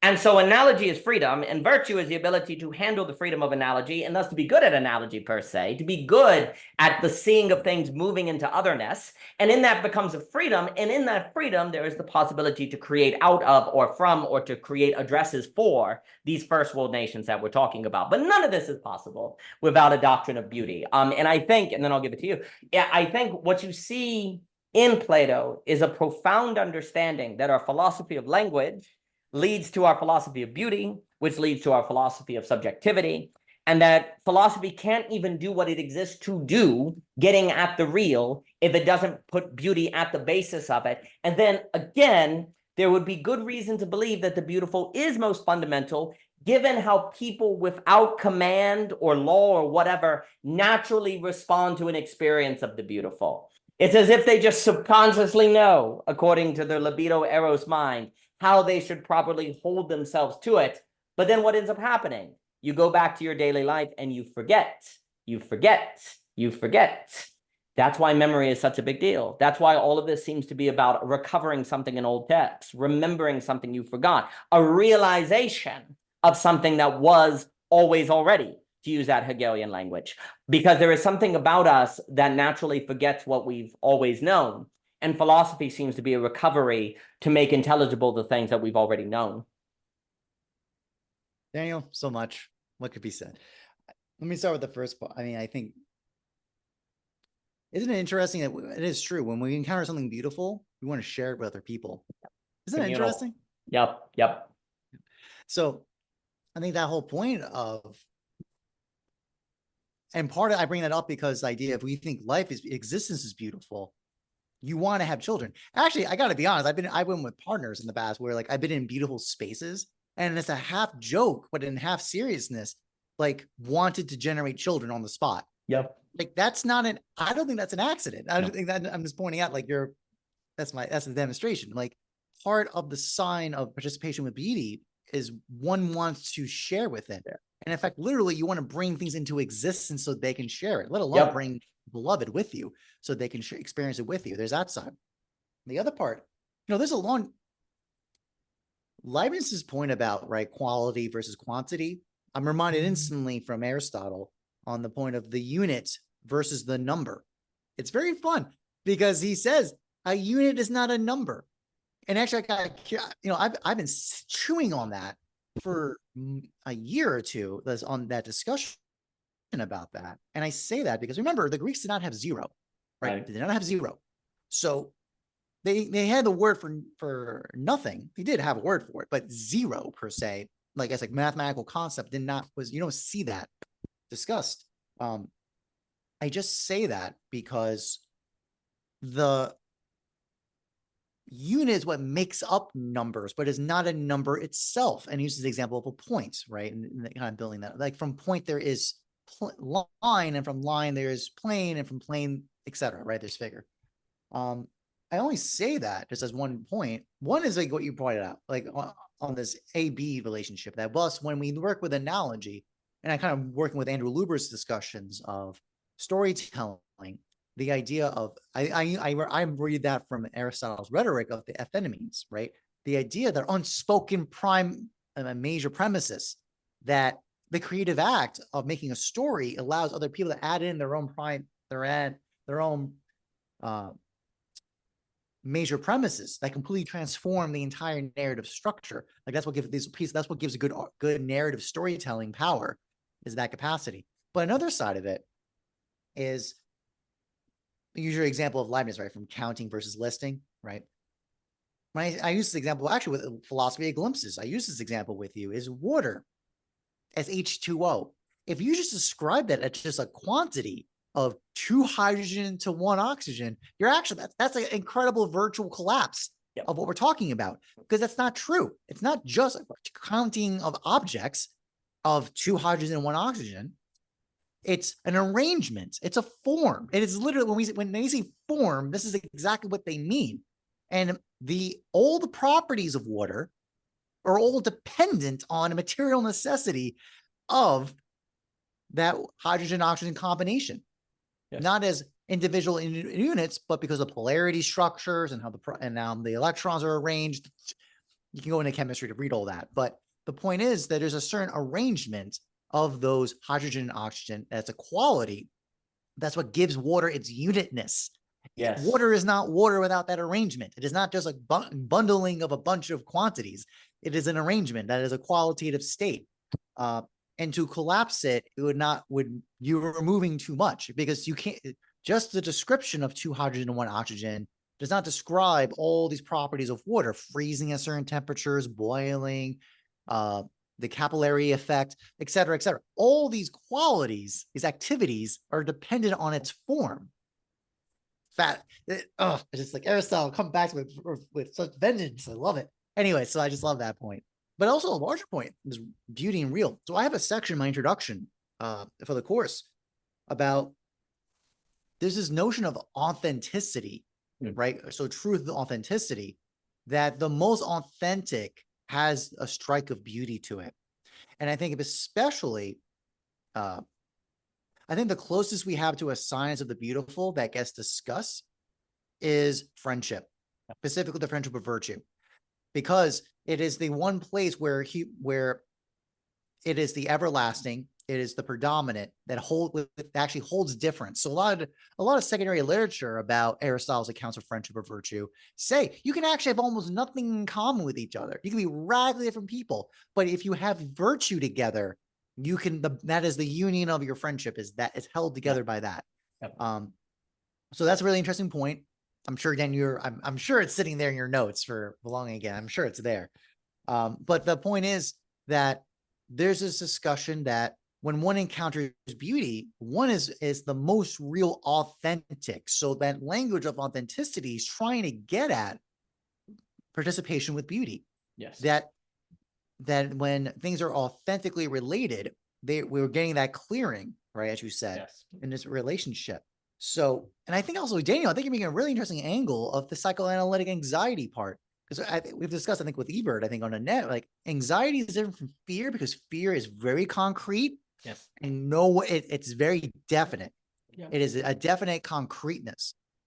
It's almost like the definition definite distinction you made, partial object, like fear has both met. Anxiety is definite. You have a sensation. It's clear, but you're not clear. It's not definitional. It's just like sitting in the background. Yes. I think absolutely that's true in the sense that it's a science of the beautiful will give you an account to accounts give you equipment to understand those situations. Yes. So for example, when you have anxiety in boxing, you have a way to address it because you have a training and a cultivation. So any sign that the sign of anxiety gets managed or addressed through the account of some kind, a logos of some kind. So what would be the account logos of the beauty like when we see about stepping back in life in general and people are experiencing anxiety in a mass scale, the general answer is when you don't have an account of the beautiful, what's your answer? This is an issue of not good and I'm not true. Like this is not true and not good. But mostly not good, I would probably say. It's probably the more obvious point. And thus they think I need to remove it. It needs to be, isn't it interesting when the good gets addressed and there's not a line, it needs to be obfuscated. It needs to be wiped away.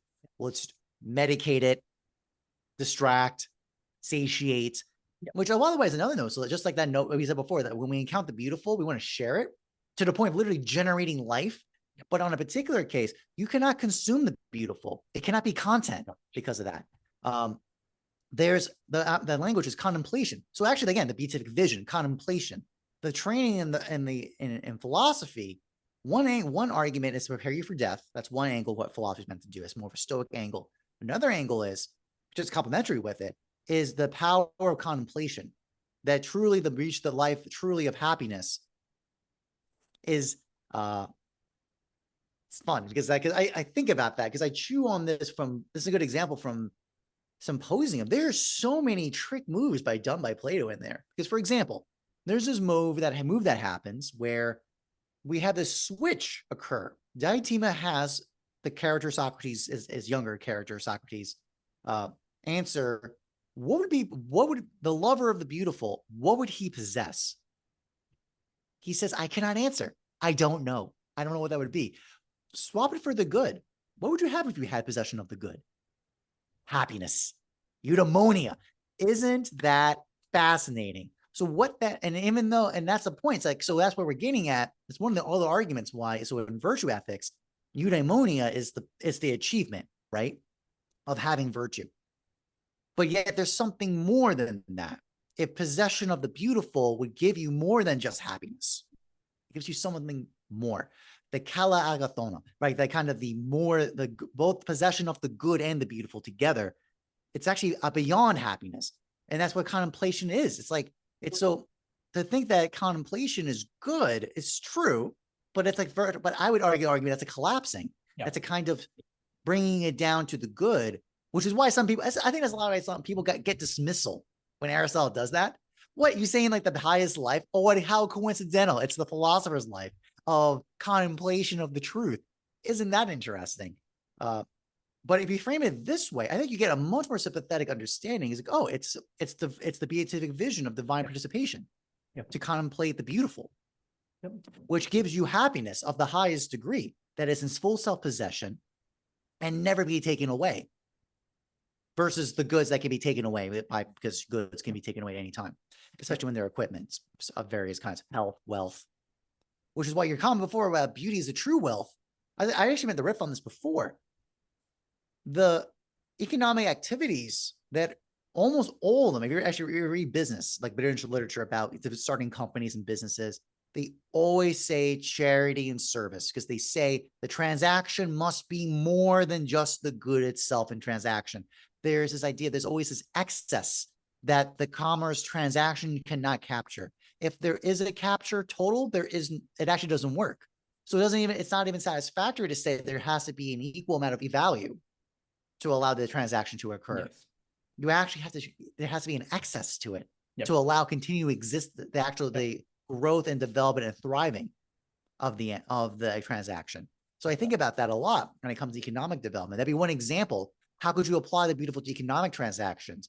It's this idea of service, community, that while you need transactions of profit to generate justification for risk and information to the marketplace and for development and investment, you need more than that. And any discussion of brands or kind of cultivation of culture through business transactions is getting at these points. And the best and people that have a deep affinity to brands, that's part of what's going on. One could make an argument that's not a good thing, because then that's kind of like, well, is that based on this economic transaction? But I do think it's true. A lot of people are using those as a way of orienting. It's just pointing out a sign that this is something that people are starving for. They're thirsting for the beautiful, and they're going to get it from any mode they can. And our use of corporations with brands and social media images of celebrities and parasocial relationships, these are all attempts to try to create and kind of cope with trying to belong again. But we can make arguments probably not satisfactory, and thus a need for a reaccounting of the beautiful is required. Absolutely outstanding. Money needs an excess to be wealth. If money doesn't have an excess, it can't be wealth. And there's increasingly a sense of that. But unfortunately, because people don't have a philosophy of beauty to interpret that feeling, that individual, what's happening is everyone is like, well, this means we need to be individuals. We need to express individuation. And again, like we said at the beginning, the most dangerous things are very similar to the best of things. There is a radical difference between becoming a kind of individual that you expressing your individuated identity and having everyone, expressing it, and learning to relate to people as partial objects. So similar, but there's a radical difference, because you cannot experience beauty as merely an enclosure of yourself relating to yourself in a different way. It has to include otherness, as Hegel would say. Otherwise, self-consciousness cannot become reason. And so we're so close. But relating to people as partial objects, which sounds like individuals. Well, what, isn't an individual a partial object? Yes, in a way. You have to have particularity and the possibility of individuation to have partial objects. But you're locating your emphasis on individuation in the other, not yourself, in your ability to observe the other as an individual. But for the sake of beauty, not for themselves. That's the other thing. You're observing the other not for themselves, but for what that partial object is pointing beyond. So there is an acknowledgement of the particular person, and on that you can have a basis of human rights or human dignity, or like property rights, contracts rights, because there is a individuation that occurs, but that individuation as a partial object also points beyond itself. So you have a one in the many problem that you're addressing, and you have a basis of commons as well. And I think you were getting at that, where beauty you want to share. when you learn to see people as partial objects, you want to share those eyes. You want to share that experience, right? Well, this creates the possibility of friendship. I think it's a beautiful connection of the science of beauty with the science of friendship and the basis for comments. I think it's 100% correct. I think that is very, very well put. And I was also going to say earlier that there's always been this problem of who watches the watchmen, who has power, or, who has power over those with power, et cetera, so forth. Beauty watches the watchmen. Beauty strikes them.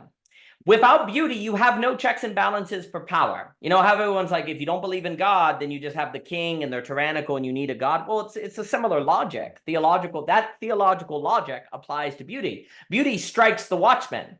Hey, I'm watching you, buddy. So who strikes the watchman is beauty. If you don't have a doctrine of beauty, then those people in power don't have a sense of something in excess to them that their power can never be power over. And that provides a basis of virtue that is beyond the powerful, that, by the way, everyone in the population can experience as well with the right conditioning.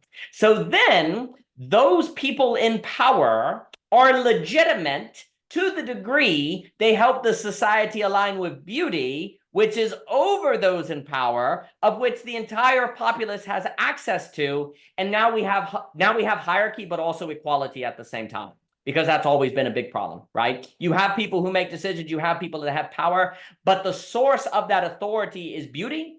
And the populace judges those people in power to the degree it helps them have a society that aligns with beauty, that's able to create money, wealth, not just mere money, that's able to generate virtue. We now have a basis of the social order and social justification that is based on beauty, as opposed to right now, people are trying to do it with things like freedom or equality. Or does the power create more freedom, a more libertarian structure, or do they generate more equality?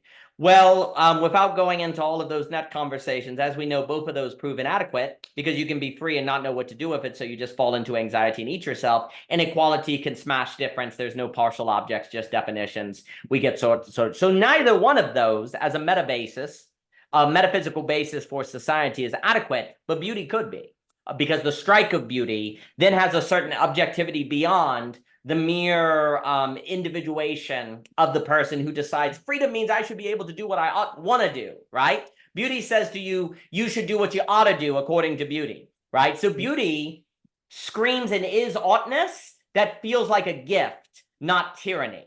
When I experience the beautiful, I want to be like it, so I don't feel oppressed. And also beauty as being indefinite then allows me to customize my relation to it precisely in its indefiniteness. So there's a binding, but there's not a flattening, because I can personalize and individuate myself relative to my own circumstances to that thing that's indefinite and infinite. And being infinite, it makes space for lots of finite customizations and conditionalities and possibilities. So I think it provides a very useful basis of a social order, of which can then be belonging. I was also going to say, you mentioned earlier, very importantly, because beauty is fleeting, that also helps it from being tyrannical, because it comes and it goes, so no one can capture it and control people. Whereas the good, I could define the good, have it in law, and have it present all the time, which could then be a kind of tyrannical basis, because the good can be totalitarian. But if beauty is fleeting, then it's not so easily capturable. You have to always creating the institutions, rituals, practices to wait on it. And that also provides a basis of checks and balances for power. And also, as fleeting, it becomes a basis of intrinsic motivation, because you always are trying to catch up to it or bring it back or experience it in new ways. So now, but the good could be an extrinsic motivation, because the good is always present as the law. But as a fleeting thing, because you have to do work to get it back or to catch up with it or to condition yourself anew, that can be a basis of intrinsic motivation, which then would actually give rise to a different mechanism of coordination, which gets into Hayek von Mises coordination problem, the knowledge problem. If indeed society is about coordinating the conditions of the increased probability of the experience of the beautiful and conditioning ourselves to experience that beautiful, which is it is a coordination of the resources for wealth, not mere money, that gives us a different way to think about the economic order as well. And I think also what I was going to do, so I'm also interested, I think you put it very well with anxiety as being definitive, but anxiety is on the road to beauty and being definitive, but it lacks a partial object. So you get this logical contradiction, this auto-cannibalism. So anxiety is moving you from definition to the definitive, but if it doesn't arrive at the partial object, then there's a way in which anxiety cannot become all. It's almost like anxiety is on the way to becoming all, but unless the definitive gets related with the partial object, the Michelle, then the anxiety cannot become all. Because there is something anxious about the sublime, as Burke says. Like there is, now he makes a distinction between sublime and beautiful.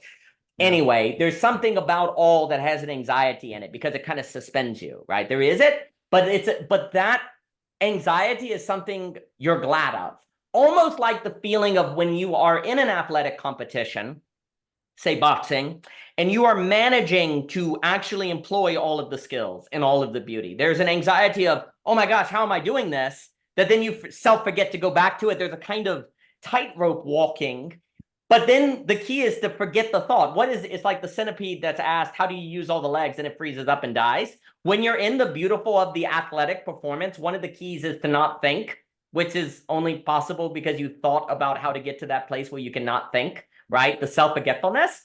And so, but there is a kind of anxiety in the, how do I stay in this mode of doing and not go back to a mere mental model? There's a kind of anxiety there, but that anxiety is one that is also something you've learned to address in the skill of that athletic development, right? So in all is anxiety in a way, but in such a way that it doesn't even feel like anxiety because you've moved into the self-forgetfulness before the other. That's what Beauty the Strike does, right? So anxiety, please. Oh no, just to add on that point, this is why I think it's not good to separate sublime, beauty, and all, because what we're getting at is that this has deep relationships with each other. Yes. So while it's useful to use that language to try and draw out the different elements about it, the Greeks did not separate them.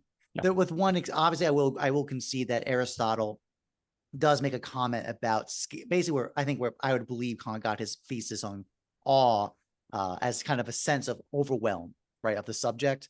That is from Aristotle, that is there, but that's because Aristotle is only speaking there about that beauty in the sense of the subject's perception of it, not as this ontological status, transcendental, like Plato uses it. Just to qualify that one point.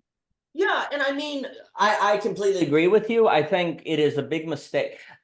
Beauty is pleasurable in a kind of retrospective because you're thankful for it, you're glad of it, but in the strike of it, you cannot reduce it to pleasure because there is something more all-based that then you find pleasure in the memory of the all or the way that you've conditioned yourself according to the experience of it. So then it's easy to make the mistake of thinking that beauty is pleasure when really it is more so that pleasure is an experience of gratitude for the all that changed your conditioning and opened you up to reality. Ergo, when last time we talked about gratitude and the importance of gratitude and things like that. The other things I'm thinking about, and alas, I have about 20 or so minutes, I don't know where the time goes. I never do. I really enjoy speaking with you.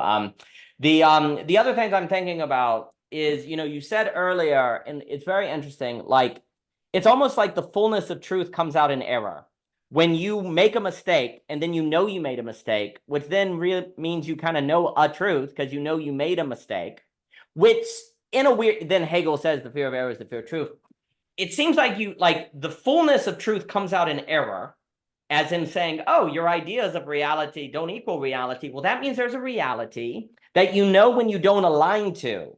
That seems to be the most important revelation of truth, is that there is a reality because you know you're wrong and you know when you don't align with it. And so you ought to align with it, right? It's a privational lack. It's a privational lack state. That's exactly right. Where instead we've thought of truth as knowing the facts. That's like the most irrelevant revelation of truth. The most important revelation of truth is the realization there's an external world, you can't align with it and you're not. So you need to do something. Likewise, it seems like the most important revelation of goodness is when you realize your idea of the good can be wrong. You thought this was good and bad things happen, right? So error is the fullest revelation of goodness, which again says to you there's an external world and that you could align with it and you know when you're not. So the fullness of truth and the fullness of goodness come out with error. Beauty, can you make an error of beauty though? Beauty does not seem like you can mistake it. That's what's fascinating. When beauty strikes you, you know it. There's no error. Beauty suspends. The fullness of truth is in error. The fullness of goodness is in error. The fullness of beauty is in suspension. And that suspension is precisely oh, there's the reality you're supposed to align with. There it is. And so truth and good, this is, I think, further evidence that beauty is highest, because the fullness of truth and goodness is on the way to the fullness, to the suspension of beauty. And what else? Like, what else is the proper way to respond when reality shows up? Reality doesn't need you to think. Reality doesn't need you to have an idea of the good. It's there. So just look at it. Like, it makes sense that the fullest experience of fullest reality would be mostly a suspension, because you don't need to do anything. You've arrived. There it is. You don't need to think. What is thinking about but moving to this? What is goodness about but moving to this? You're here. So, of course, the only fitting response to beauty is suspension. And suspension is like error. So there's an analogous, the error of truth and the error of goodness are analogous to the suspension of beauty, but it's not the same, because it's suspending you. It's like, you were wrong, but that's okay. You know, in truth, it's like, you're wrong, so you better keep moving. Goodness, error, up, you were wrong, so you better keep moving. And beauty is like, you were wrong, and that's why you're here. So it's a suspension, like you've arrived, right? It's analogously pushing you to the beautiful. And then what you got to do is remember. After the beautiful, you got to remember this. And if you forget that this happened, you know, remember the Lord God that got you out of Egypt. Remember that religions are obsessed with memory. They're obsessed with it. The ancients are obsessed with it. Why? Because reality, if reality is beauty, then it's fleeting. So by definition, memory is going to play a role during the periods of when it flees away, per se. This is why the liturgy is so important. Yes. Right? In the sacraments, for example, and other traditions. The idea, their purpose was, part of it was memory. Absolutely. That's exactly it. One can make the argument that basically the content generation, in theory, could be purified based on that account. If it's on its role, it's to play as a role as remembrance, which, by the way, was just Plato's account of what writing is for in the first place. Yeah. Its purpose was for helping with recollection of knowledge, not actually gaining knowledge, which, by the way, is wild. Yes. But Daniel, what you're saying is really powerful, because you understand what you're saying is that both for truth and goodness, there's a privational negative state, but for beauty, it's a positive lacking state. So that's what we said before. I have lack and loss, right? This came up in the net a couple episodes ago. There's a difference between a lack that's a removal, a loss, right? Versus the lack that's a creative positive act, that there's something more here, which creates a sense of suspension. Because generally when to stop and realize there's something more here does require you to be aware and suspend. It does have that quality to it. Yes. So you're actually drawing out really interesting nuances about the nature of the beautiful relative to the other transcendentals. It's 100%. And it's because truth and goodness can have privational forms, then societies based on them have ended up privated. It's only a matter of time, because eventually you're going to, through time, it might take 20 years, it might take 30 years, the structure of the society will unveil that privational structure that you have denied as meaning you need to move toward beauty. So then you enter auto-cannibalism. And so we're at the age, in a way, where the privational quality or possibility, to use that language, of truth and goodness can no longer be denied. Well, it can be denied because we're free, but at this point, that's the absolute choice. That's the point where if you choose to continue to deny at, what Luber and Alex will call the causer, where the command is here. You must change your life. You must be toward beauty, meaning crisis, meta crisis, global pluralism. Like, the command is here. Hey, guys, y'all got to move out of truth and goodness as primary to beauty, that truth and goodness are in, but beauty is not necessarily in those two. And if you don't, you will suffer auto-cannibalism, the collapse of demand, great stagnation, and so on. You must change your life. And we can go, no. And, or we can go, yes. And that's, basically there's a way in which it's isomorphic at this point to the fall of Lucifer in Christian theology or different. Like, it's basically isomorphic historically to that kind of choice. Because there it is, And so I think it is extremely important. Beauty does not have a privational structure. Beauty has a lacking excess, but it can't be privated.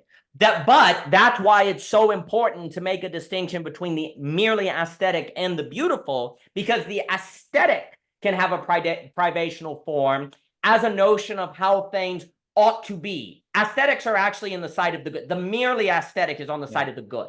It is good for the table to be set. It is good for people to look like this in the middle class. That's the problem. Aesthetics are actually simply visual organizations of the good. They're not beautiful because they're not striking. They're just a visual language of the good, if you will. And by ugly goes right with that. That's the whole point. Yes.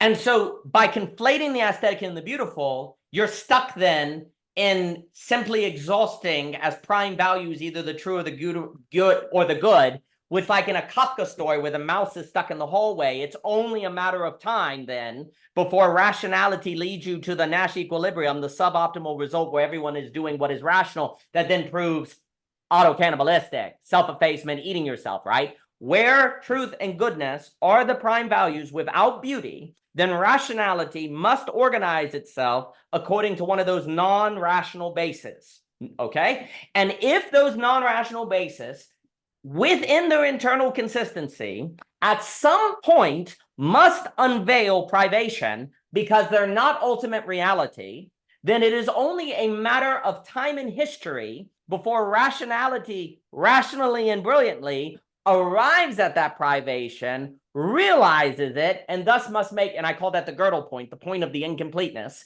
where the coherence and the correspondence show that they don't match and you have to make a choice.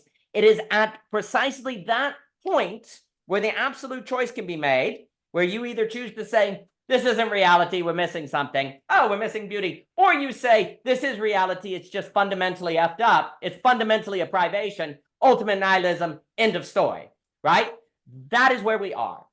And belonging, again, is only possible as at a collective absolute choice of beauty as primary, because good and truth are ultimately privational without an ordering of the beautiful, of which then if you choose to interpret reality that way, as beauty invites you to do, because beauty is through interpretation relatable. Interpretation is the invitation to relate to beauty. Therefore, the invitation to interpret truth and goodness as privational without beauty, if you make that choice, then it's possible to belong again. It is possible to have intrinsic motivation. It is possible to have a new basis of a commons. It is possible to have wealth as distinct from money. And it is possible to have a different socioeconomic order, but that would require making that absolute choice.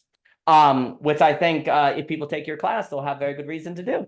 So, Mr. Jockin, talk a little bit more about the structure of the class and the post seminars and what it's going to look like. And we'll put a link to the sticking around now, what, 2 hours in plus now? So obviously you're a real one if you're in this far. I just want to let the recording stand. You're a real one if you're into this long in the conversation. For housekeeping. So the way the course works is that there is 3 options. One is if you're too busy and you cannot make it to the other options, then you can just get the 7 lectures on a self-study option. Then there are going to be 5 pro seminars. So what that is that on Saturdays, I believe it's at 1 p.m. Eastern to 3 p.m. Eastern for 5 weeks, we will basically meet. You'll be in a room with other like-minded people who are interested in the course. And that's actually how I met Daniel and other members of the net, was actually through a seminar like this in Halkyon Guild. I will lead it. I'll have an opening discussion where I'll reflect on the dialogue, right, for that week. We usually do 2 per week. So for example, the first week will be the introduction and Greater Hippias. I'll give a riff on those. You'll be put into breakout rooms with a prompt based on which discussion we were talking about. You'll talk with your colleagues about it for a few minutes. You'll come back into the main lobby of the Zoom room, and we'll have a discussion, repeat cycle for a second time.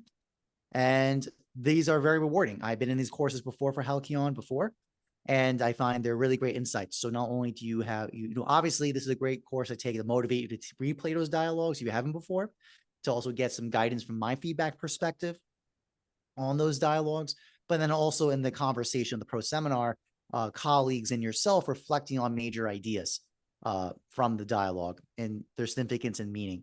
You can check out the downloadable syllabus. You want to see what those prompts would be in that format. These go on starting on July 27th to, I believe, August 24th, around that time. So it was 5 weeks. You'll have an opportunity in the last session to present a little essay, a 1,200 to 1,500 word essay reflecting on your ideas. So actually one thing, for example, me and Daniel connected on was my essay on Heidegger's account of substance from the course I took with Halkyon Guild. That was a really insightful essay for me. I got a lot from that, and it led to a lot of discussions with great people like Daniel and Javier, for example. So, and also Johannes saw the essay. He brought me on a couple of months later to talk about it on his channel. I'm very thankful for that. So the first option is you can study on your own, listen to my lectures about the dialogues, read them. That'd be a good resource if you are limited on time. Second option, come join us for the 5 weeks for the post seminar. Highly encourage you to join. I think it's really rewarding to meet like-minded people, get talked to me 5 times during the month, and to get more building your mind up, right, through thinking through these ideas together. The last option is if you have a project and you want more one-on-one discussion with me on discussion of the beautiful or Plato or Aristotle or design, my areas of expertise, you can do tutoring with me. So those are 5 sessions over the 5 weeks. You meet once an hour, 1 hour per week at your schedule on whatever, and then I'll set up a schedule with you based on what topics and ideas you want to discuss, and we'll riff it all for 5 sessions. So those are, in summary, the 3 options you can do for the course. So I'm really excited about it. It's been 2 years in development to get to this. So I'm excited about it. I think it's real. I mean, Johannes reviewed it. He gave me his sign of approval that he thinks this is a great course, very rewarding. He even said himself that he's going to join the calls just as a member, which I'm very honored and flattered that he thinks my writing and discussion about these topics is worthwhile his time. And I'm very thankful for Johannes for the opportunity to teach the course. And Daniel, as always, I mean, again, we went on for 2 hours plus. It's just great insights. And I'm always thankful for your friendship and virtue and philosophy together. I really appreciate it. Well, I feel exactly the same way, and everyone should take the course. I'm thrilled that Johannes is hosting, and the Halkyon Guild is a gift to the internet and people like us. And I'm glad that we without it we wouldn't have met. So I'm extremely grateful for that because I greatly value the friendship. The topic you are teaching on is of the utmost importance. And if you are the kind of person who cares about the utmost important of things, then you should take the class. Thomas Jockin, again, I cannot think of a better teacher or guide on the subject than Mr. Jockin. And I highly suggest signing up today. You will find information in the description of the video, and also for the syllabus and things of this nature. And Thomas Jockin, it is always a pleasure, sir. Thank you so much. Thank you.